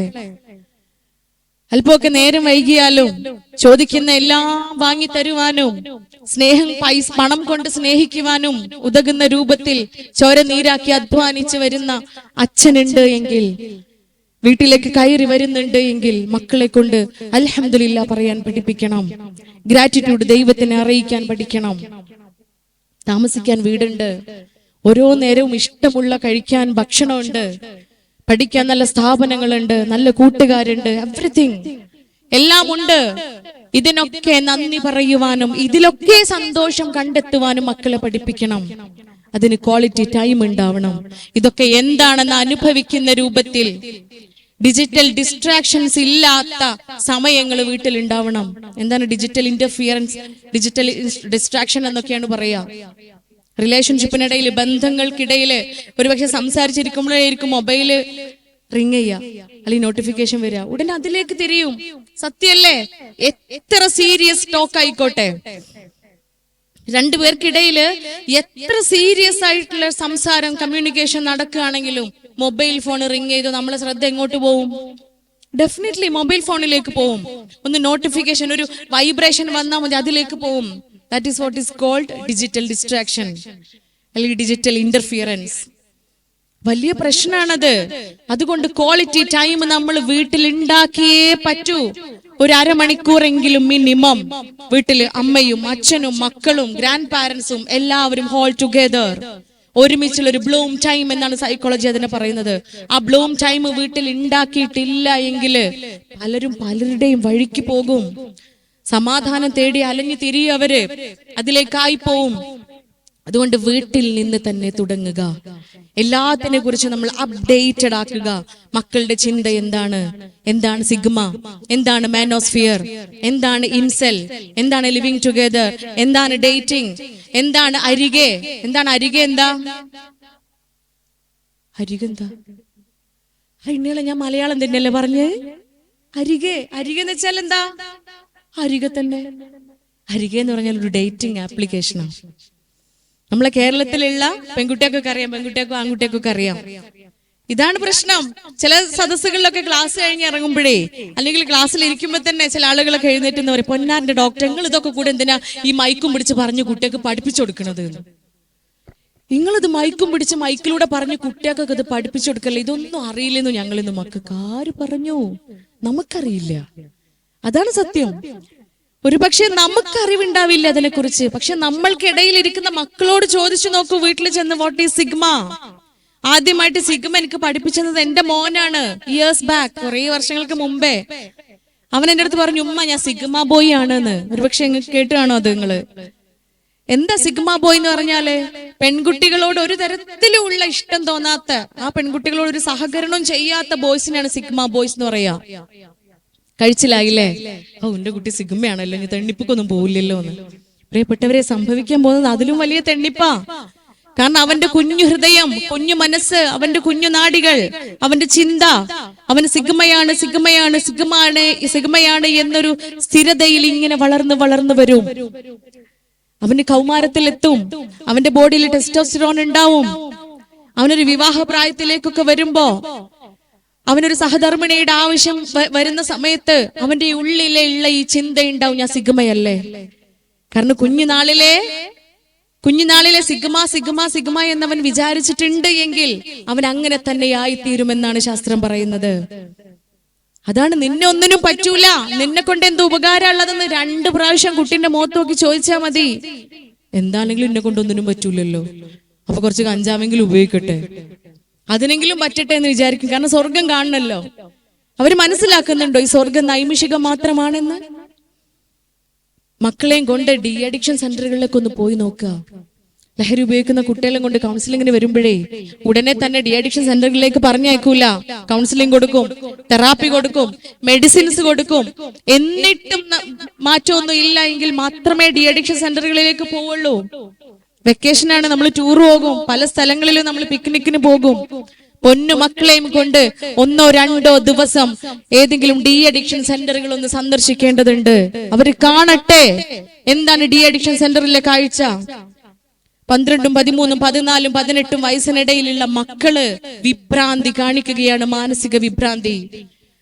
സ്വന്തം ശരീരത്തെ പിച്ചി ചീന്തുന്ന മക്കൾ, ചുറ്റുമുള്ള ആളുകളെ ഉപദ്രവിക്കുന്ന മക്കൾ, ആർത്ത് കരയുന്ന മക്കൾ, ലഹരി പദാർത്ഥങ്ങൾ കിട്ടാതെ സ്വന്തം ശരീരത്തെ നശിപ്പിക്കുന്ന പിഞ്ചോമന മക്കൾ. കെട്ടിയിടും, ചങ്ങല ഉപയോഗിച്ച് കെട്ടിയിടും ഡോക്ടർമാര്. അടിക്കും, നന്നായിട്ട് അടിക്കും. ശിക്ഷയാണ് അല്ലെങ്കിൽ ചികിത്സയാണ് എന്ന് വേണമെങ്കിൽ പറയാം. തീർന്നു പ്രിയപ്പെട്ടവരെ. ആ സ്വർഗം 2-3 മിനിറ്റ് മാത്രമേ ഉള്ളൂ. എറ്റേണലായി നമുക്ക് ജീവിതകാലം മുഴുവൻ ലഭിക്കുന്ന സ്വർഗത്തെയാണ് നിമിഷ നേരത്തേക്കുള്ള സ്വർഗത്തിന് വേണ്ടി നമ്മൾ നശിപ്പിക്കുന്നത് എന്ന് മക്കളെ പഠിപ്പിക്കേണ്ടതുണ്ട്. നോ പറയാൻ പഠിപ്പിക്കുക.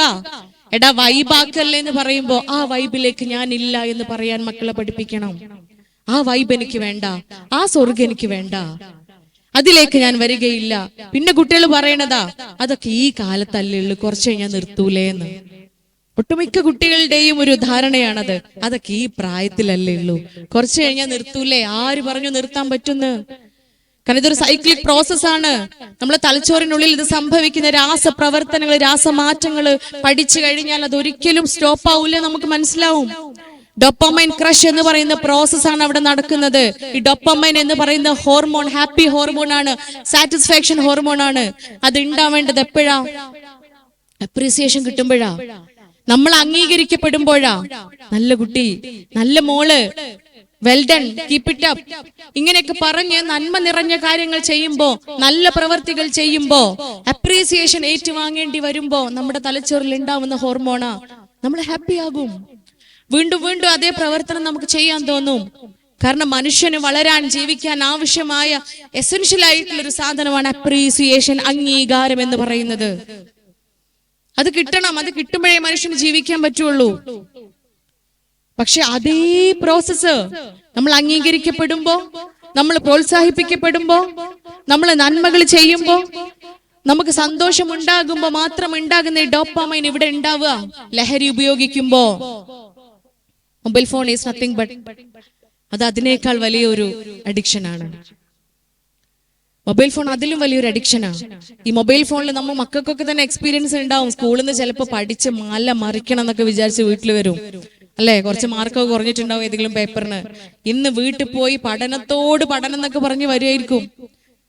വീട്ടിലെത്തി ടാബിളിൽ ഫോണ് കണ്ട് ഫോണിൽ 1-2 റീൽസ് കാണുമ്പോഴത്തിന് കാറ്റഴിച്ചിട്ട ബലൂൺ പോലെ ആ ചിന്ത അങ്ങ് കാറ്റിൽ പറന്നു പോയിട്ടുണ്ടാവും. അതങ്ങനെയാണ്. കാരണം അവിടെ ഡോപ്പാമൈൻ ക്രഷ് ഉണ്ടായി, നമ്മൾ ഹാപ്പി ആയി, നമ്മൾ സാറ്റിസ്ഫൈഡ് ആയി. ഇവിടെ ഫുൾ മാർക്ക് കിട്ടുമ്പോ, ഇവിടെ നന്നായിട്ട് മത്സരത്തിൽ വിജയിക്കുമ്പോ, ഇവിടെ ഏറ്റവും നല്ല സ്വഭാവത്തിനുള്ള മാർക്ക്, പിന്നെ അപ്രീസിയേഷൻ നമുക്ക് കിട്ടുമ്പോ, ദ ബെസ്റ്റ് ലീഡർക്കുള്ള അംഗീകാരം അവിടെ ലഭിക്കുമ്പോ, എല്ലാവരും നമ്മെ കുറിച്ച് ഇങ്ങനെ അഭിനന്ദിച്ച് സംസാരിക്കുമ്പോ കിട്ടുന്ന സാറ്റിസ്ഫാക്ഷൻ ഇവിടെ ലഭിക്കുകയാണ് ലഹരി ഉപയോഗിക്കുന്ന സമയത്ത്. പിന്നെന്തിനാ അവന് സന്തോഷം? പിന്നെന്തിനാണ് അവന് മറ്റു അപ്രീസിയേഷൻസ്? പക്ഷേ ഓരോ ന്യൂറോണുകളെയും ഓരോ നാഡികളെയും കൊല്ലുകയാണ് എന്ന് നമ്മൾ ചിന്തിക്കുക. ഇസ്ലാം മതത്തിൽ പറയുന്നുണ്ട് ലഹരി സർവ്വ തിന്മകളുടെയും മാതാവാണ് എന്ന്, അല്ലെ? ഓരോ കൊലപാതകങ്ങളും എടുത്തു നോക്കൂ, ഓരോ സീരിയൽ മേഡേഴ്സും എടുത്തു നോക്കൂ, എല്ലാത്തിനും പിറകിൽ ലഹരിയുടെ പ്രസൻസ് ഉണ്ടാവും. എല്ലാത്തിനും പിറകിൽ ഉണ്ടാവും കള്ളും കഞ്ചാവും. പ്രിയപ്പെട്ടവരെ, അതുകൊണ്ടാണ് അതിനെ ഹറാമാക്കി മാറ്റിയത്. മക്കളെ പഠിപ്പിച്ചു കൊടുക്കണം, തെറ്റാണ്, ശരീരത്തെ നശിപ്പിക്കുന്നതാണ്, അതിലേക്ക് പോവരുത്, നൈമിഷിക സുഖം മാത്രം പകരുന്നതാണ്. അതുകൊണ്ട് സമാധാനമുള്ള അന്തരീക്ഷം മക്കൾക്ക് വീട്ടിൽ ഉണ്ടാക്കി കൊടുക്കുക. ബ്ലൂം ടൈം, ക്വാളിറ്റി ടൈം വീട്ടിൽ ഉണ്ടാക്കുക, വിത്തൗട്ട് സ്ക്രീൻ. ക്വാളിറ്റി ടൈം ഒക്കെ ഉണ്ടാവുമായിരിക്കും, അരമണിക്കൂറല്ല 1.5 മണിക്കൂറൊക്കെ വാപ്പയും മക്കളൊക്കെ ഒരുമിച്ചിരുന്ന് സംസാരിക്കുന്നൊക്കെ ഉണ്ടാവുമായിരിക്കും ഒരു പക്ഷേ. പക്ഷെ അതിന്റെ കൂടെ ആരും കൂടെ ഉണ്ടാവും, ഉമ്മ ഉണ്ടാവും, ഉപ്പ ഉണ്ടാവും, മക്കളുണ്ടാവും, വല്യമ്മ ഉണ്ടാവും, വല്യപ്പ ഉണ്ടാവും, മൊബൈൽ ഫോണും ഉണ്ടാവും, അല്ലേ? മൊബൈൽ ഫോൺ എത്ര മെമ്പേഴ്സ് ആണ് ഉള്ളത്, അതിന്റെ ഡബിളോ ട്രിപ്പിളോ ഒക്കെ മൊബൈൽ ഫോൺ ഉണ്ടാവും, സ്ക്രീനും ഉണ്ടാവും. സോ എപ്പോഴും പറയാനുള്ളത് വിത്തൗട്ട് സ്ക്രീന് വേണ്ട, ഇവിടെ സ്വിച്ച് ഓഫ് ആക്കി മാറ്റി വെക്കണം. സ്വിച്ച് ഓഫ് ആക്കണം. സൈലന്റ് ആക്കിയിട്ട് കാര്യമില്ല കേട്ടോ. അറിയുമ്പോ അതിനേക്കാൾ ശ്രദ്ധ പോകും അല്ലേ? വൈബ്രേറ്റ് ചെയ്യുമ്പോൾ നമുക്ക് അതിനേക്കാൾ കോൺസെൻട്രേഷൻ പോകുന്ന ഒരു സാധനമാണ് വൈബ്രേഷൻ. അത് മാറ്റി വെക്കുക, സ്വിച്ച് ഓഫ് ആക്കിയിട്ട് മാറ്റി വെക്കുക. എന്നിട്ട് സംസാരിക്കുക, മക്കളെ കൊണ്ട് സംസാരിപ്പിക്കുക. അത് മാത്രമാണ് അവിടെ വഴിയുള്ളൂ പ്രിയപ്പെട്ടവരെ. എല്ലാം അവര് പങ്കുവെക്കട്ടെ. എളുപ്പാ എനിക്കിങ്ങനെ ഒരു കുട്ടിയേ ഇല്ല എന്ന് പറഞ്ഞ് ഒഴിവാക്കാന് അല്ലേ? അവന്റെ അടുത്തൊരു അബദ്ധം സംഭവിച്ചു പോയി, അവനൊരു ചതിക്കുഴിയിൽ പെട്ടുപോയി. നമ്മൾ കുറ്റപ്പെടുത്തിയില്ലേ? ഈ പറഞ്ഞ പേര് നാമധാരികളായ കുട്ടികളെയൊക്കെ നമ്മൾ കുറ്റപ്പെടുത്തിയിരുന്നു. നമ്മുടെ സമൂഹം മുഴുവൻ അവരെ ശപിച്ചിരുന്നു. വൃത്തികെട്ടവരെന്ന് പറഞ്ഞ് അവർക്കെതിരെ നമ്മൾ പ്രാർത്ഥിച്ചിരുന്നു.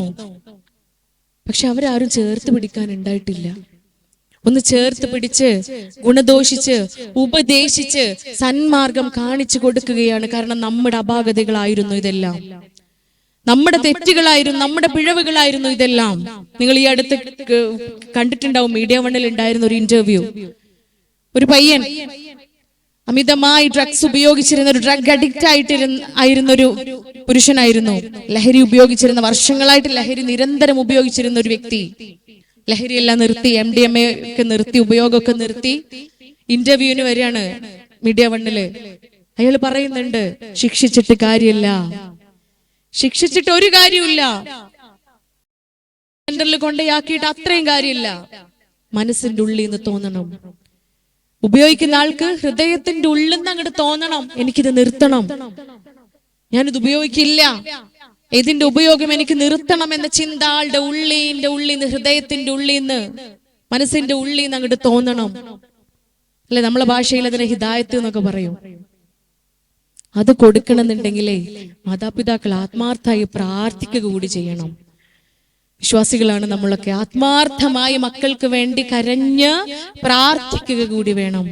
ദൈവസഹായം കൂടി വേണം. വീട്ടിൽ ധാർമ്മികത പഠിപ്പിക്കണം.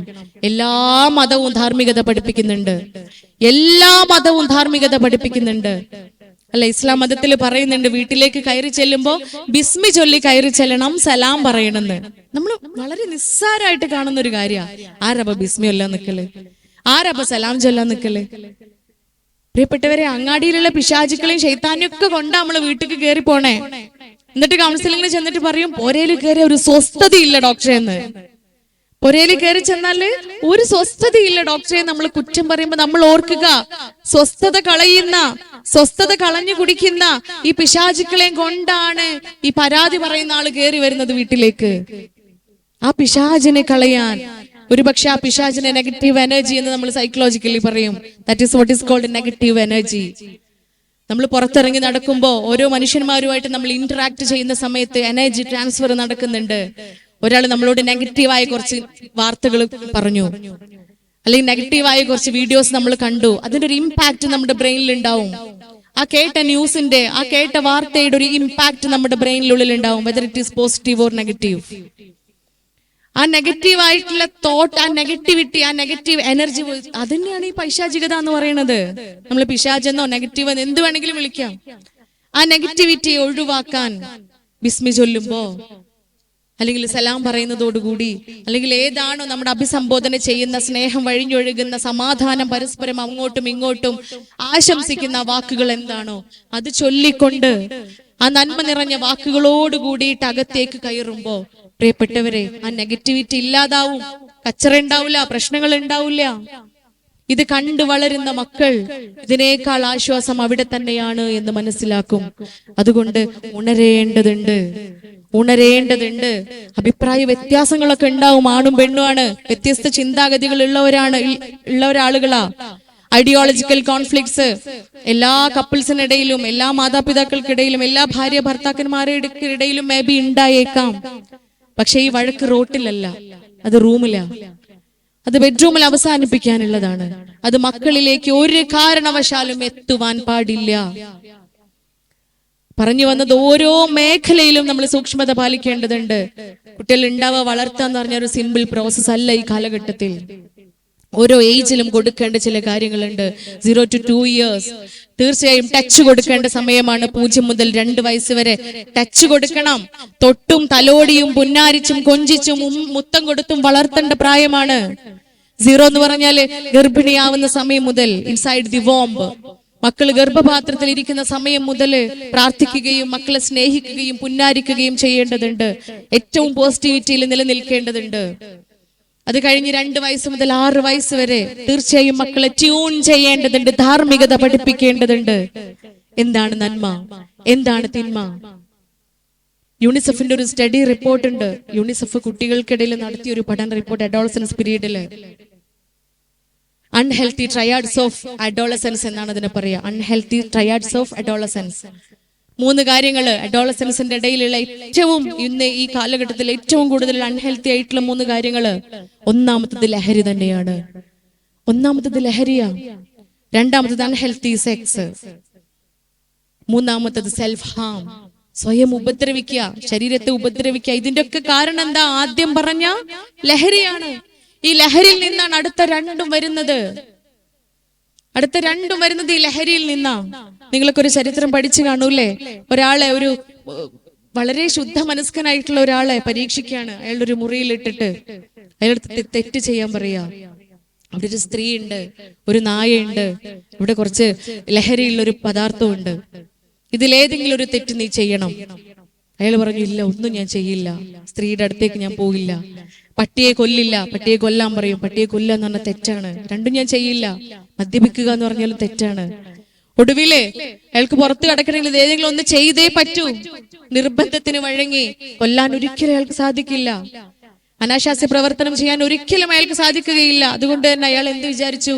കള്ളു കുടിക്കുക, സ്വന്തം ശരീരമല്ലേ, അത് കുടിച്ച് പുറത്തു പോവാന്ന്. കള്ളു കുടിക്കുന്നതോടുകൂടിയിട്ട് നേരത്തെ ഉണ്ടായിരുന്ന ചിന്തയുണ്ടായിരുന്നു, സുബോധം, ഒരു ബോധം എന്ന് പറഞ്ഞൊരു അവസ്ഥ ഉണ്ടായിരുന്നു. കൊല്ലാൻ പാടില്ല, അനാശാസ്യ പ്രവർത്തനങ്ങൾ ചെയ്യാൻ പാടില്ല, അരുതായ്മയാണ്, തെറ്റാണ്, തെറ്റെന്ത് ശരിയെന്ത് എന്നൊരു തിരിച്ചറിവ്, ആ ഒരു കാഴ്ചപ്പാട്, ആ ഒരു തിരിച്ചറിവ് ഇല്ലാതെയാക്കി അവസാനം ചെയ്ത ഈ തെറ്റ്. മദ്യം സർവ്വ തിന്മകളുടെയും മാതാവാണ്. അതുകൊണ്ട് അതിലൂടെ അയാൾ ഈ 2 തെറ്റും, പട്ടിയെ കൊന്നു, ചെയ്യാൻ പാടില്ലാത്ത 2 തെറ്റുകളും അയാൾ ചെയ്യാണ്. പ്രിയപ്പെട്ടവരെ, നിരന്തരം നമ്മൾ ഉണർത്തിക്കൊണ്ടിരിക്കണം. പ്രിയപ്പെട്ട മക്കളെ, എന്നും വീട്ടിൽ സംസാരിക്കുക, എന്നും വീട്ടിൽ സംസാരിക്കുക. ആഴ്ചയിൽ ഒരു ദിവസമെങ്കിലും ഒരുമിച്ചിരുന്ന് ഭക്ഷണം കഴിക്കുന്ന ഒരു സാഹചര്യം ഉണ്ടാക്കുക. എന്ത് രസങ്ങൾ ആലോചിച്ചോക്കി. ഒരൊറ്റ വാഴന്റെ ഇല വെട്ടിക്കൊണ്ടുവരിക, അല്ലേ? ആകളൊരു ഞായറാഴ്ച എന്തോരം പാത്രം നമ്മള് കഴുകല്, ഇല്ല? ഞായറാഴ്ച പാത്രം കഴുകി അങ്ങ് മുഷിയും. ആ ഒരു ഞായറാഴ്ചയെ നമുക്ക് മധുര മനോഹരമാക്കി മാറ്റാം. ഒരൊറ്റ വാഴയില വെട്ടിക്കൊണ്ടുവരിക. അമ്മയും അച്ഛനും മക്കളും മുത്തശ്ശനും എല്ലാവരും ഒരുമിച്ചിരുന്ന് കഴിക്കട്ടെ. എല്ലാവരും ഒരുമിച്ചിരുന്ന് കഴിക്കട്ടെ. സ്നേഹം വഴിഞ്ഞൊഴുകുമാറാവട്ടെ. ഒരിക്കലൊരു യുക്തിവാദിയുടെ ഇന്റർവ്യൂല് പറയണത് കേട്ടതാ. പ്രായമായവരെ, വയസ്സായവരൊക്കെ യുവതലമുറയുടെ വേസ്റ്റ് ഓഫ് ടൈം ആണ് എന്ന്. യുവതികളുടെ സമയം നഷ്ടപ്പെടുത്താൻ വേണ്ടിയിട്ടാണ് പ്രായമായ ആളുകൾ ഉള്ളത് പോലും. അതിന് സൊല്യൂഷനും അയാൾ പറഞ്ഞെടുത്തു. പ്രായമായവരൊക്കെ പോയി ആത്മഹത്യ ചെയ്യട്ടെ എന്ന്. പ്രായമായവരൊക്കെ പോയി ആത്മഹത്യ ചെയ്യട്ടെ. ഇതാണ് പ്രിയപ്പെട്ടവരെ നവ ലിബറൽ ചിന്താഗതി. നിയോ ലിബറലിസം നമ്മുടെ മക്കളുടെ ഉള്ളിലേക്ക് ഇട്ടുകൊടുക്കുന്നത് അതാ. ഇൻഡിവിജ്വലിസം, വ്യക്തിവാദം, ഞാൻ തന്നെ ദൈവം, ഞാൻ തന്നെ എന്റെ മതം, മൈ ലൈഫ് മൈ ചോയ്സ്. പണവും പ്രശസ്തിയും സ്ഥാനമാനങ്ങളൊക്കെ ഉണ്ടാവുമ്പോ രസമായിരിക്കും. കാലൊന്ന് വെച്ചുത്തി വീണാൽ ഹോസ്പിറ്റലിൽ കൊണ്ടുപോകാൻ ഈ പണം വരൂല. ഹോസ്പിറ്റലിൽ കൊണ്ടുപോയി കെട്ടിപ്പിടിച്ച് സമാധാനിപ്പിച്ച് വായിലേക്ക് ഭക്ഷണം വെച്ചു കൊടുക്കാൻ ഈ പണവും പ്രശസ്തിയും ഈ സ്ഥാപനങ്ങളും വരൂല. ഈ ചങ്കുകളും ഉണ്ടാവില്ല. അവിടെ ബന്ധങ്ങളെ ഉണ്ടാവുകയുള്ളൂ, കുടുംബ ബന്ധങ്ങളെ ഉണ്ടാവുകയുള്ളൂ. അതുകൊണ്ട് മക്കൾക്ക് പഠിപ്പിച്ചു കൊടുക്കണം, മൈ ലൈഫ് മൈ ചോയ്സ് അല്ല. ആ ചോയ്സിൽ ഏറ്റവും നല്ല ചോയ്സിനെ കണ്ടുപിടിക്കാൻ സാധിക്കണം. കുടുംബം വേണം, സ്നേഹമുള്ള കുടുംബാന്തരീക്ഷം വേണം, ലഹരി മുക്തമായ ഒരു ജീവിതം വേണം. ലഹരി എന്ത് ചെയ്യുന്നു എന്ന് പഠിപ്പിച്ചു കൊടുക്കുക, നിരന്തരം മക്കളുമായി ഇന്ററാക്ട് ചെയ്യുക. ആ ഒരൊറ്റ ദിവസം ഒരുമിച്ച് ഭക്ഷണം കഴിക്കുമ്പോ അവിടെ എന്തെല്ലാം പങ്കുവെക്കപ്പെടുന്നുണ്ട് നിങ്ങൾ ആലോചിച്ചോ. ഫോൺ നോക്കിയിട്ടാ ഭക്ഷണം കഴിക്കുന്നത്, അല്ലെങ്കിൽ TV ഇട്ടിട്ടാ ഭക്ഷണം കഴിക്കുന്നത്. അവിടെ എന്ത് കഴിച്ചു എന്ന് പോലും ഓർമ്മ ഉണ്ടാവില്ല. ഞാൻ എന്ത് കഴിച്ചു എന്ന് കുറച്ച് കഴിഞ്ഞ കുട്ടികളോടൊന്ന് ചോദിച്ചു നോക്കി, അതിൽ എന്തൊക്കെ ഉപ്പേരിയും കൂട്ടാനും ഉണ്ടായിരുന്നു അവർക്ക് ഓർമ്മ ഉണ്ടാവില്ല. അതുകൊണ്ട് വിത്തൗട്ട് സ്ക്രീനുകൾ ഇല്ലാത്ത ക്വാളിറ്റി ടൈം, ബ്ലൂ ടൈം വീട്ടിൽ ഉണ്ടാക്കുക, ഒരുമിച്ചിരിക്കുക, ഒരുമിച്ച് ഭക്ഷണം കഴിക്കുക, ഒരുമിച്ചിരുന്ന് സംസാരിക്കുക. ഒരു പ്രാർത്ഥനാ മുറിയും ഒരു ലിവിംഗ് റൂമും വീട്ടിൽ എപ്പോഴും ഉണ്ടാവണം. ആ പ്രാർത്ഥനാ മുറിയിൽ ഒരുമിച്ചിരുന്ന് പ്രാർത്ഥിക്കണം. ആ ഡൈനിങ് ടേബിളിൽ ഒരുമിച്ചിരുന്ന് ഭക്ഷണം കഴിക്കുന്ന സാഹചര്യങ്ങൾ ഉണ്ടാക്കണം. സാധാരണ നമ്മളൊക്കെ ജീവിതത്തിൽ ഫോളോ ചെയ്യുന്ന ഒരു കാര്യമാണ്. ഞങ്ങൾ ഓരോരുത്തരും, ഞാൻ ആദ്യം ആ ദിവസം എൻ്റെ ജീവിതത്തിൽ ഉണ്ടായ 5 നന്മകളും 5 സങ്കടങ്ങളും 5 സന്തോഷങ്ങളും പറയും. പിന്നെ നൗഷാദൊക്കെ പറയും രാത്രി കിടന്നുറങ്ങുന്നതിന്റെ മുൻപേ നൗഷാദ് ഖാൻ അന്നത്തെ ദിവസം ജീവിതത്തിൽ ഉണ്ടായ 5 സന്തോഷങ്ങളും 5 സങ്കടങ്ങളും പറയും. മക്കള് 3 പേരും ഓരോരുത്തരും അവരുടെ സ്കൂളില് അന്ന് അവർക്കുണ്ടായ 5 സങ്കടങ്ങളും 5 സന്തോഷങ്ങളും പറയും. ഇത് പറഞ്ഞിട്ടേ കിടന്നുറങ്ങാൻ പാടുള്ളൂ. അത് വർഷങ്ങളായിട്ടുള്ള ഒരു റൂളാണ്. അതുകൊണ്ട് എന്താ, ചിലപ്പോൾ ഒരു ദിവസം 5 സങ്കടവും സന്തോഷവും നമുക്ക് ഉണ്ടായിട്ടുണ്ടാവില്ല. 5 സങ്കടങ്ങളൊന്നും ഉള്ള ദിവസങ്ങളൊന്നും ഉണ്ടാവില്ല. അതുകൊണ്ട് ആറ്റി കുറുക്കി പെറുക്കിയെടുത്ത് തൊട്ടതും പിടിച്ചതൊക്കെ പറയാൻ ശ്രമിക്കും. ഈച്ച് ആൻഡ് എവറിത്തിങ് എല്ലാം പറയാൻ ശ്രമിക്കും. അത് റൊട്ടീനായി മാറി, അതൊരു ശീലമായി മാറി. അതുകൊണ്ട് പ്രിയപ്പെട്ടവരെ, പ്രയത്നിക്കുക, പ്രാർത്ഥിക്കുക. നമ്മളുടെ പിടിപ്പുകേട് കാരണം, നമ്മളുടെ വളർത്തു ദോഷം കാരണം നമ്മുടെ സമൂഹം ഇല്ലാതെയാവാൻ പാടില്ല. നമ്മുടെ കുട്ടികൾ തെറ്റിലേക്കായി പോവാൻ പാടില്ല. അതുകൊണ്ട് ഇനി അഥവാ പ്രായത്തിന്റെ കേടുപാടുകൾ കാരണം, പ്രായത്തിന്റെ ചാബല്യം കാരണം, കൗമാരമാണ് പിന്നെയും പിന്നെയും എടുത്തു പറയാനുള്ളത്, അതാ തെറ്റുകൾ സംഭവിച്ചേക്കാം. എന്താണ് ബുള്ളറ്റ് പ്രൂഫിംഗ് പീരീഡ് എന്നാണ് അഡോളസൻസിന് പറയുന്നത്. 10 വയസ്സ് മുതൽ 19 വയസ്സ് വരെയുള്ള ആ പീരീഡിനെ വേൾഡ് ഹെൽത്ത് ഓർഗനൈസേഷൻ വിളിക്കുന്നത് ബുള്ളറ്റ് പ്രൂഫിംഗ് പീരീഡ് എന്നാ. ബുള്ളറ്റ് പ്രൂഫ് എന്ന് വെച്ചാൽ എന്താ?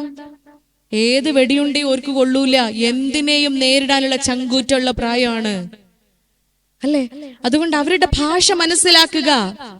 അവരുടെ വായിൽ നിന്ന് വരുന്ന ഓരോ ഭാഷയും അവരുടെ കൂടെ ഇരുന്ന് ഉമ്മാന്റെ കുട്ടിപ്പ് എന്താ പറഞ്ഞത്, അതിന്റെ അർത്ഥം എന്താടാ, അമ്മക്കും പഠിപ്പിച്ചുണ്ടാവും.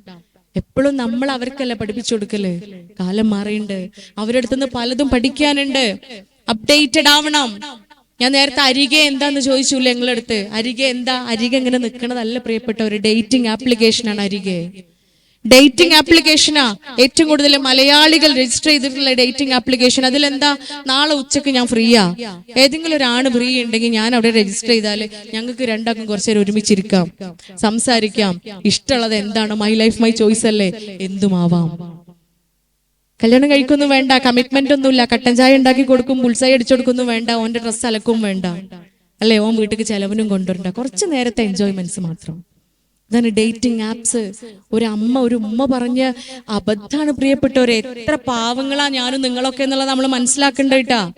ഈ വിഷയത്തില് നമ്മൾ പൊട്ടന്മാരാണ് എന്നുള്ളത് മനസ്സിലാക്കാൻ കൂടി വേണ്ടിയിട്ട് ഇത്തരം അനുഭവങ്ങളൊക്കെ നിങ്ങളോട് പറഞ്ഞു തരുന്നത്, അവരുടെയൊക്കെ സമ്മതത്തോട് കൂടിയിട്ട് അത് നിങ്ങളിലേക്ക് എത്തിക്കുന്നതും. ഒരു ഉമ്മ കുട്ടിയുടെ കൗൺസിലിംഗ് ഒക്കെ കഴിഞ്ഞ് കുറച്ച് ദിവസം കഴിഞ്ഞിട്ട് വന്നിട്ട് പറയാ, ഡോക്ടറെ എന്റെ ഫോൺ നോക്കുകയാണെങ്കിൽ ഇപ്പൊ ഇതിൽ ഒരു ആപ്ലിക്കേഷനും ഇല്ല, എന്റെ കുട്ടി അത്രയും നല്ല മോളായിട്ടുണ്ട്. ഇൻസ്റ്റഗ്രാമൊക്കെ അന്ന് തന്നെ എന്റെ കുട്ടി അൺഇൻസ്റ്റാൾ ചെയ്തിട്ട്, ഇൻസ്റ്റാഗ്രാമിന്റെ കഥ വേറെ പറഞ്ഞു തരട്ടാ, അന്ന് തന്നെ കുട്ടി അൺഇൻസ്റ്റാൾ ചെയ്തിട്ടുണ്ട്. ഒരു ആപ്ലിക്കേഷൻ ഇതിലില്ല. അപ്പൊ കണ്ടു, ഇതിൽ അരികെ ഞാനൊരു സാധനം മാത്രമേ ഉള്ളൂ എന്ന് പറഞ്ഞു. അപ്പൊ ഞാൻ ചോദിച്ചാൽ അരികെയോ?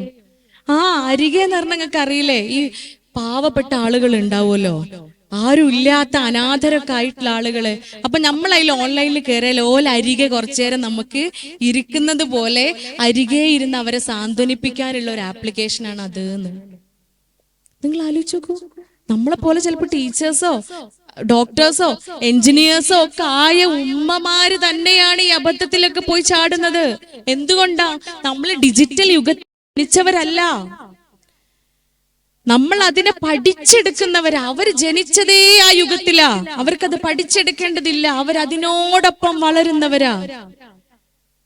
ആ ഉമ്മക്കത് മനസ്സിലായില്ല. അരികെ പാവപ്പെട്ട ഇതും പറഞ്ഞു അത്രേ, ഓരോ രൂപ അതിലേക്ക് എന്നും ഇട്ടുകൊടുത്താല് ഉമ്മ ഇതൊക്കെ പാവപ്പെട്ട ആളുകളിലേക്ക്, പലതുള്ളി പെരുവെള്ളാണല്ലോ, 1 റുപ്യ ഇട്ടുകൊടുത്താൽ മതി ഉമ്മച്ചി, എന്നും ഓൽക്കത് കിട്ടുന്നു.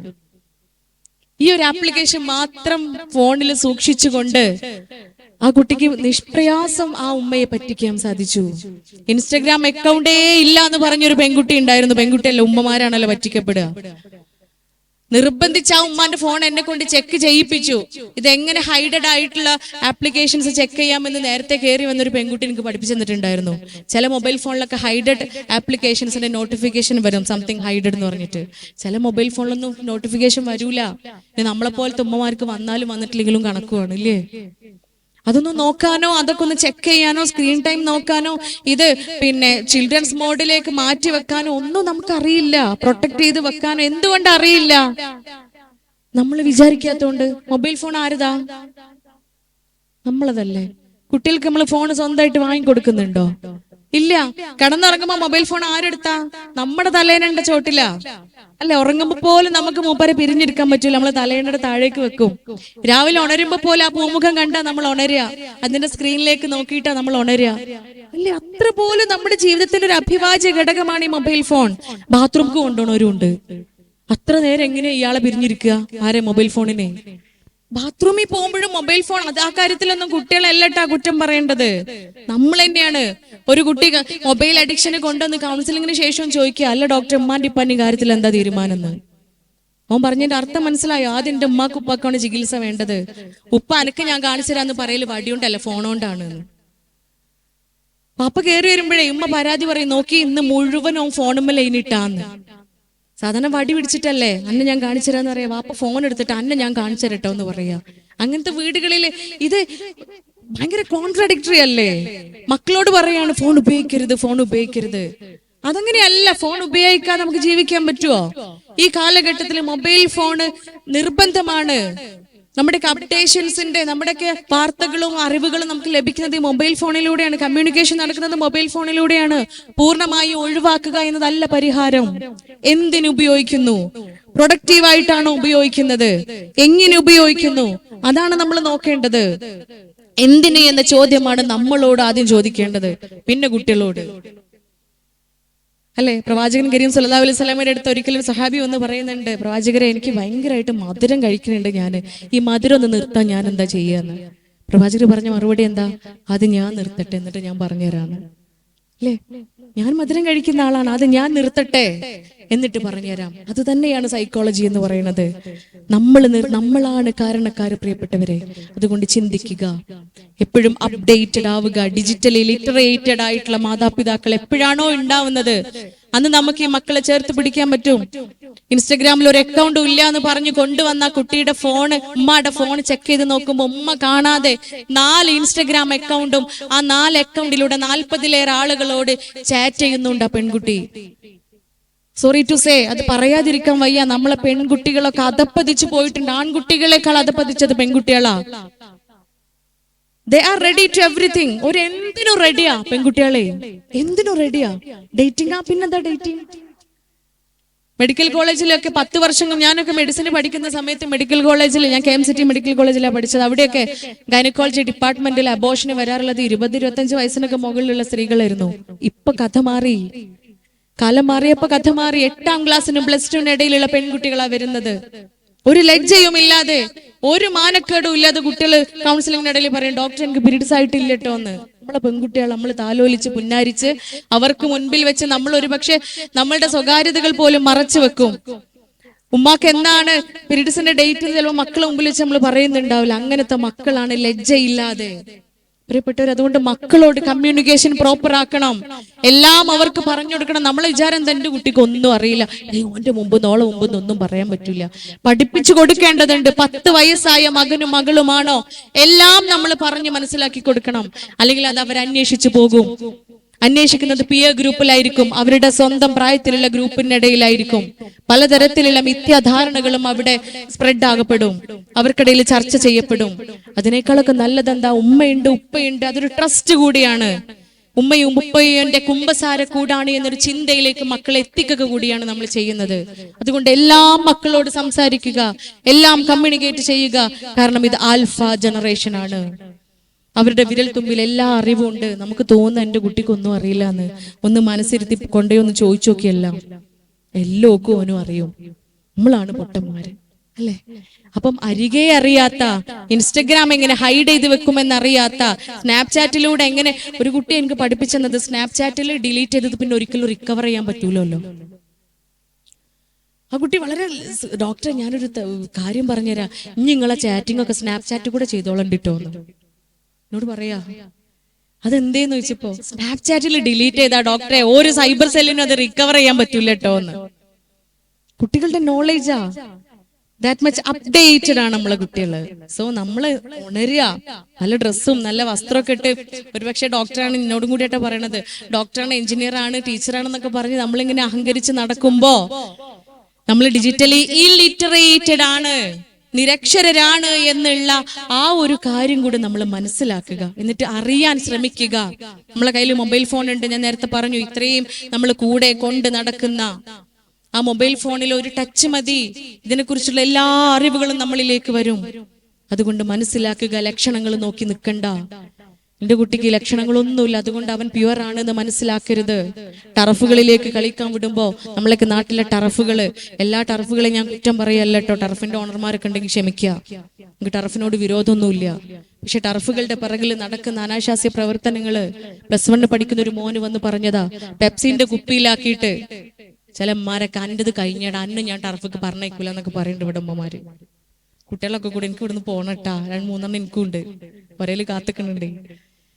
ഇതൊക്കെ പറയുന്നത് എല്ലാം ഒറ്റയടിക്ക് ഫുൾ സ്റ്റോപ്പ് ഇട്ട് സ്റ്റോപ്പ് ചെയ്യാൻ വേണ്ടിയിട്ടല്ല. അവിടെയൊക്കെ നമ്മുടെ ഒരു ശ്രദ്ധ ഉണ്ടാവേണ്ടതുണ്ട്. +1 പഠിക്കുന്ന മോൻ ആദ്യമായിട്ട് മദ്യം കൊടുത്തത് പെപ്സിന്റെ കുപ്പിയിലാക്കി ടർഫിക്ക് കളിക്കാൻ പോയതാ. സീനിയേഴ്സ് ആയിട്ടുള്ള കുട്ടികൾ അവിടെ ഉണ്ടായിരുന്നു, ഇത് വന്ന് കുടിച്ചിടാന്ന് പറഞ്ഞിട്ട് കൊടുത്തു.